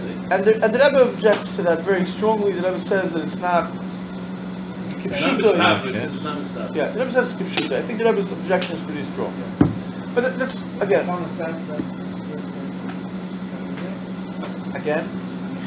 no, not the Kana. Other Mekubalim say that. No. I should. I said the Kana does not say that. The Kana says that we're in the second Shemitah. It was a Shemitah before our Shemitah. We're in the second cycle, and that's where the Torah starts with a beis, because it's breishis, because it's the second time around. And this Shemitah is the Shemitah second, so it's Shemitah Sapachad, it's Shemitah Sagvura. That's why there's Churban Beis Hamikdash. There's all kinds of tzaras. And the first Shemitah was Shemitah Chesed. Everything was wonderful. People were like Malachim. It was an incredible place. And there's 2 neshamas that stayed, that came from the Shemitah Rishona into our Shemitah, Chanoich and Moshe. Now, if you look, that's what it says in Chassidus. If you look at the Kana and the Pliya, not that I looked, but I know someone that looked, and he said, and over there it says that there's a lot of neshamas that come from the Shemitah Rishona. But apparently there's 2 neshamas that come from the Shemitah Rishona to affect the Shemitah Shniya. And that's Chanoich and Moshe. By Chanoich it says, Vayishalach Chanoiches Elokim. So we learn, Vayishalach, the Kana says, Shekvar Holach. He already walked once with Hashem in the Shemitah Rishona, and then he came into the Shemitah Shniya. You know what happened to Chanoich? He became the Malach Matah. He became the Malach Matah. He would have become corrupted. That's Pshat. But if Chanoich became the Malach Matah, who's shoes, right? Chanoich was a Teifer Menolah, right? Because he was Miyakid Yechudim. He was a Teifer. He brought things together. And he right? And he became the Malach Matat. It's a pretty big position for someone who was taken out for whatever. Malach Matat, Koshik Sorim Lekoini, Sarah Pnim, Nar Yisivigam Zakanti, Sori Shalayla Mamor. And then this Moshe Rabbeinu, Kimin Amayim Shisiyu, he was drawn out of water. Water is the Shemitah Chesed, and he was drawn into our Shemitah. Now the Arizal rejected this idea of Shemitah, is that there's a cycle before ours. There's only one cycle, our cycle. This is the only Gashmistic world. What's the cycle before this? Toyu. There's Toyu that preceded Tikkun. Now, the Kana himself doesn't say this with Fedish, I believe. But the Mekubalim who follow the Kana, they say, just like there's these 2 Shemitahs, there'll be 5 Shemitahs after this. They take this a step further. But we, because today we follow Kabbalah Harizal, no one accepts the Shemitah thing anymore. The Ramban dealt with Shemitahs. The Ramban accepted Shemitahs. Not that I'm a big expert, that's what I understand though. There's Kabbalah Seif, I think someone told me, I didn't get to see it, he told me he's going to show it to me, a Talmud from the Karsh Tzamagid who explains the whole idea of Shemitahs. Why am I talking about Shemitahs here? See what happened? You got a question. Why did I ask you that question? Why did I talk about that? The last Shia. And some say that the Mashiach is going to come in here after the Shemitah. That's not what I was talking about. Side point to Alright, say. I'm going to keep trying. It doesn't matter. Well, I got it. Forget it. The whole thing is agav. It was all the kavanah. It was very good. 100%. 100%. Very good. Oh, because you didn't know who went first. No, but Kazakh was far in Episode we will talk about. Yeah, Australia. Just gehört von der Beach David Gron. Oh, what did I hear? Oh, because in Australia it's the Tachtoina. Maybe the Torah wasn't. I heard that from Rabbi Groner. What did I hear from him? The Rebbe said, thank you very much. Torah wasn't given in there. You better not to say. They didn't get it. The Rebbe says that in the Tachtoin. In America too, there was no. No Torah. Yeah. Australia's Tachtoin Shabbat. Right. And who brought the Torah to Australia? The Shluchim. Right. No, so therefore, there really was. The Rebbe said a Maimer. When the Shluchim Shabbos, the Shluchim went. The Rebbe said, "Hi Gimal Leolba, Hi Ginsad Leolba, Hi." The garden which the gardener didn't go into it, the Sfichen. That's the Maimer. The Rebbe said the Maimer Nina Sfichen. The Rebbe said the Shabbos of Zion. Truma. What's the explanation of the days again? Is there an explanation that each day is 1,000 years? No, that's Is there an accepted explanation? Or there We is don't no? have the There is no explanation. Beach David. Yeah, I'm gonna get to that. And now I'm stuck with the days now. I went to where I shouldn't have gone. Why I don't know. I don't know. Say you millions and I don't know. I don't know. You've never heard it. I let's say I never heard it. Let's Okay. make believe it never happened. Okay. I never said it. Okay. Because I don't want to deal with it. I don't know enough. Okay. I can tell you where to look. And this is also going online. Because I keep Okay. on. What? No, don't stop on the line. No. Going to every molecule in creation. This is going to truly. If you it's want, going beyond theory of relativity. I think And that this is matter over space. It's In into the- matter, and it's going into outer space with matter. But the Fry always asks these questions. in the Kahas Chumash, there's a very good introduction that deals with this. Exactly. Which cause? You can go out and go backwards and forwards. Yeah. Yes, that's fantastic. Yeah, but there they deal with this question. Oh, they do it? Oh. Yeah, in the beginning in Breishis, they deal with this question. Okay. That should be publicized. Rabbi Groner said like this. Rabbi Groner said that he heard the Rebbe said, the reason why I said Maimon with closed eyes is that your machshava zara shouldn't confuse me. You mind when you start saying a sicha with closed eyes?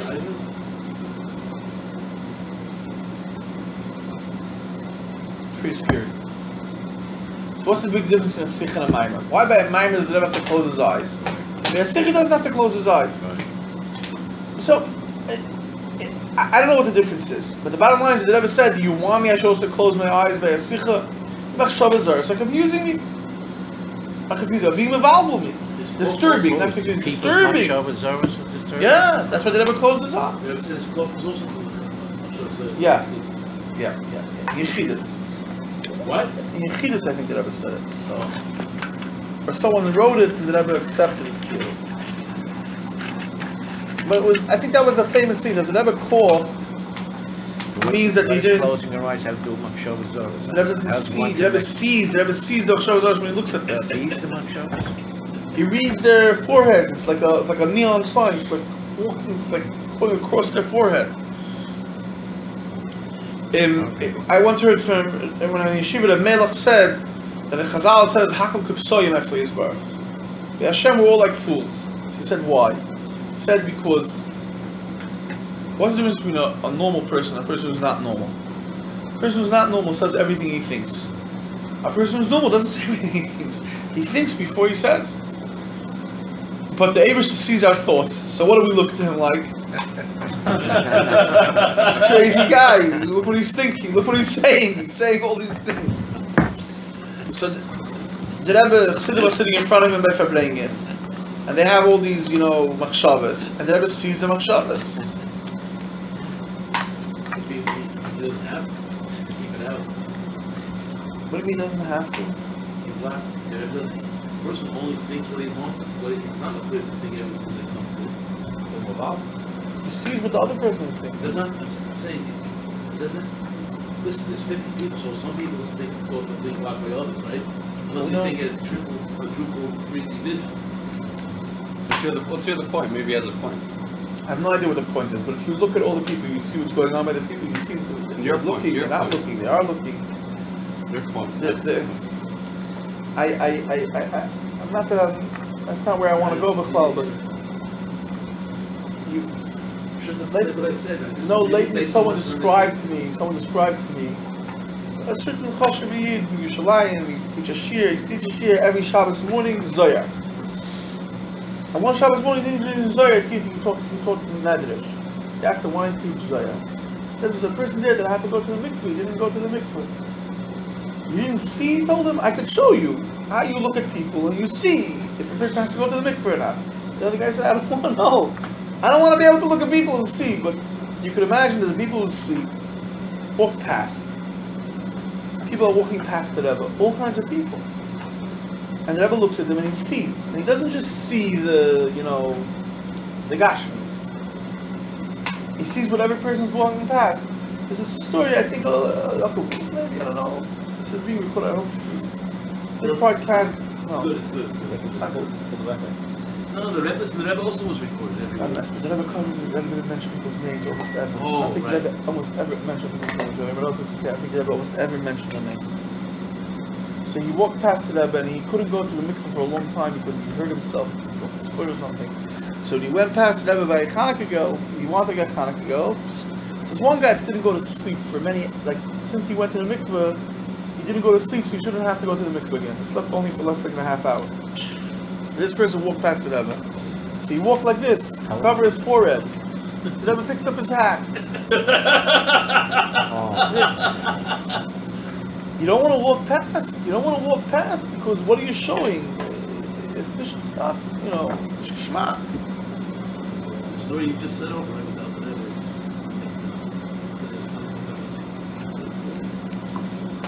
A what?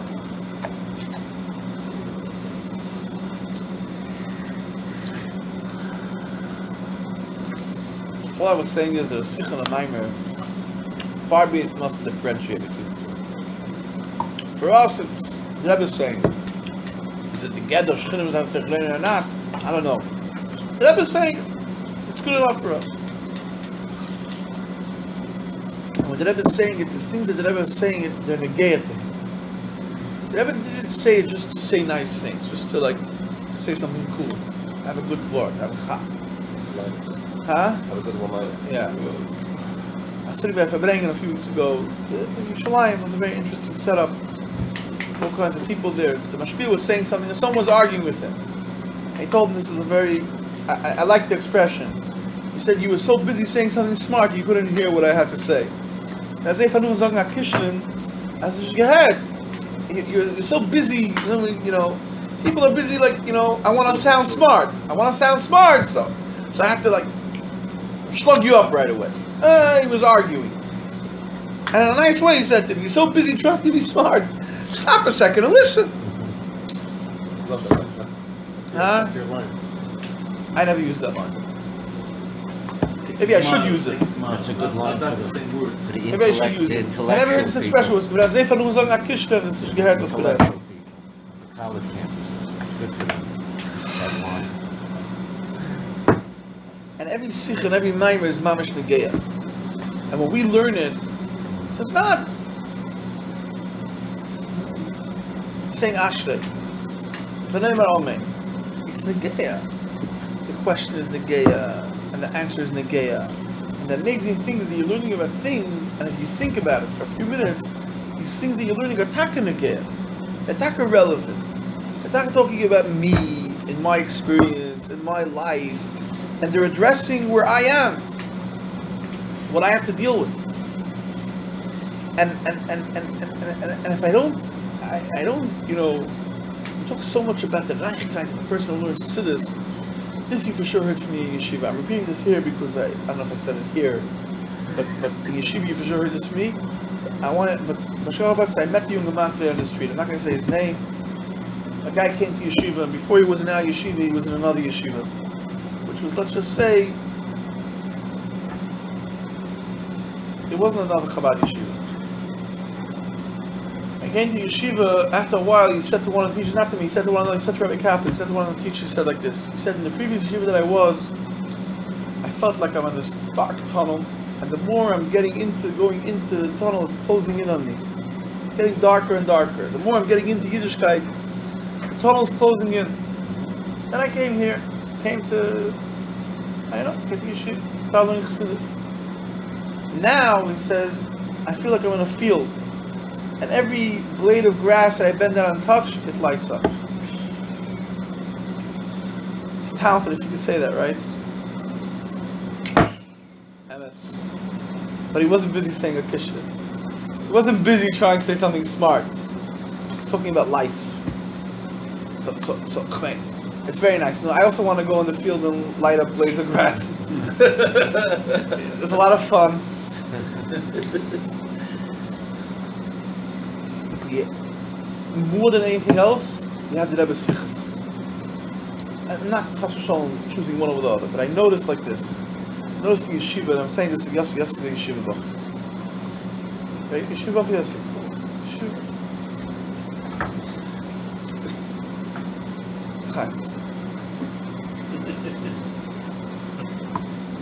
You already said 4, right? I didn't say it.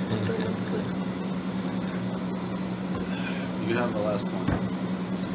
You're managing not only yours, you're managing his also. Managing everybody. Asher Shmeina, you still have one left. Asher Shmeina Lachme. It's constantly gaining weight, this L'chaim. So, notice that people, when they want to learn something from the Rebbe, they sit down and they learn a maimer. They feel that a maimer is like a deep limud, kasha, teretz. The sikha, you don't learn a sikha Shabbos before davening. You learn a maimer, Torah, you learn a maimer the Rebbe. But that's the seder. I'm not questioning. I have to talk to the mashpien. But you learn a sikha the Rebbe is learning with you. A maimer, the Rebbe said divrei Torah, and you're learning those divrei Torah. In a sikha, the Rebbe is learning with you. The Rebbe is learning with you a Rashi. He's learning with you something that happened in the parsha. He's learning with you. There's a sikha yud beis Tamuz. I think in Chelek.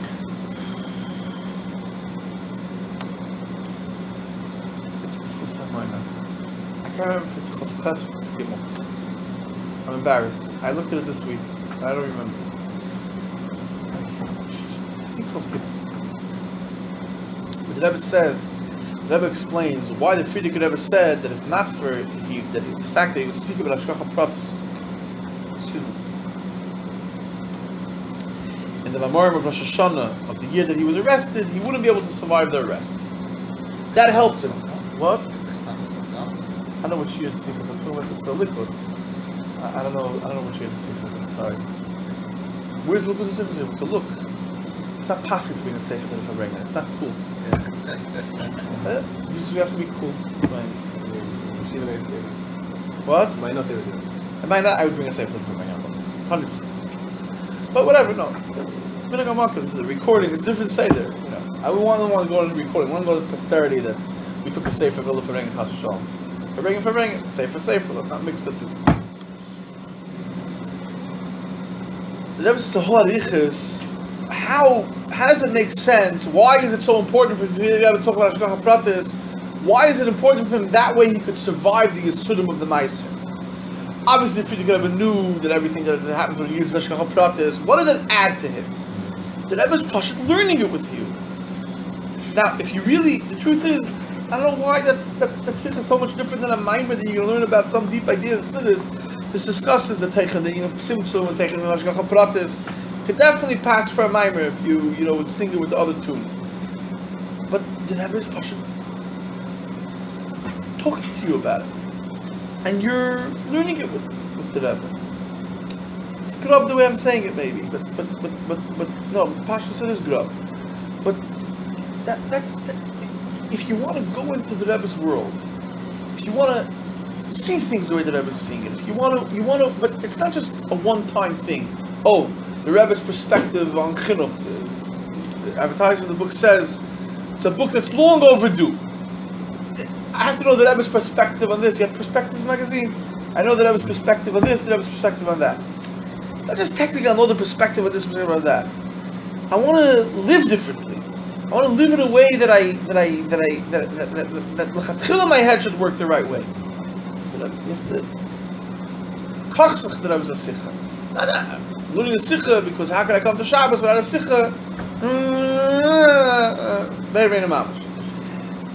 I'm doing a Sikha because the Rebbe is learning with me something over here. Learned up to Epis. But learned up is you should understand something differently. You should understand something, you should see it in a different way. So Mashiach is going to come and teach to us Mashiach. A whole new story. A whole different ball game. But till then, and even after that, I think after Mashiach comes, still going to learn to this. We should see it take us me al mamash. Chaim.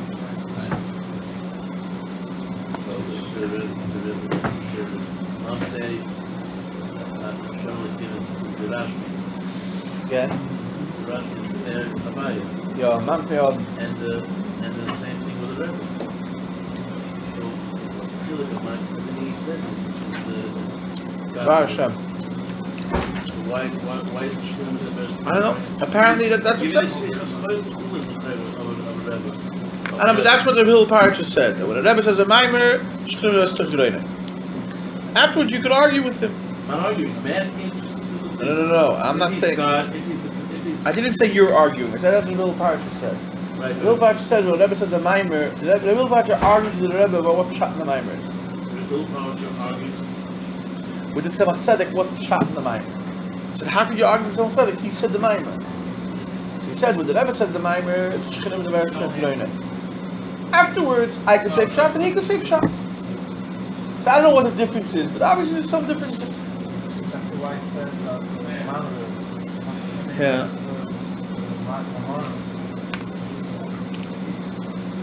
By the Maimer was in a totally different life. Good. Yeah, they were watching Rabbi's heart rate.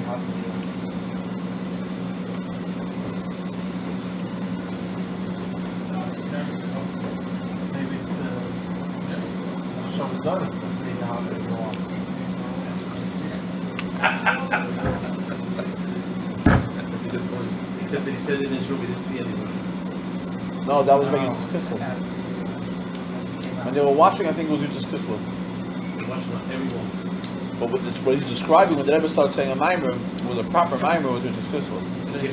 So that was Maimer Kei Sicha. Roner said here that even when he was in his room, they went and watching his heart, that he had not even that.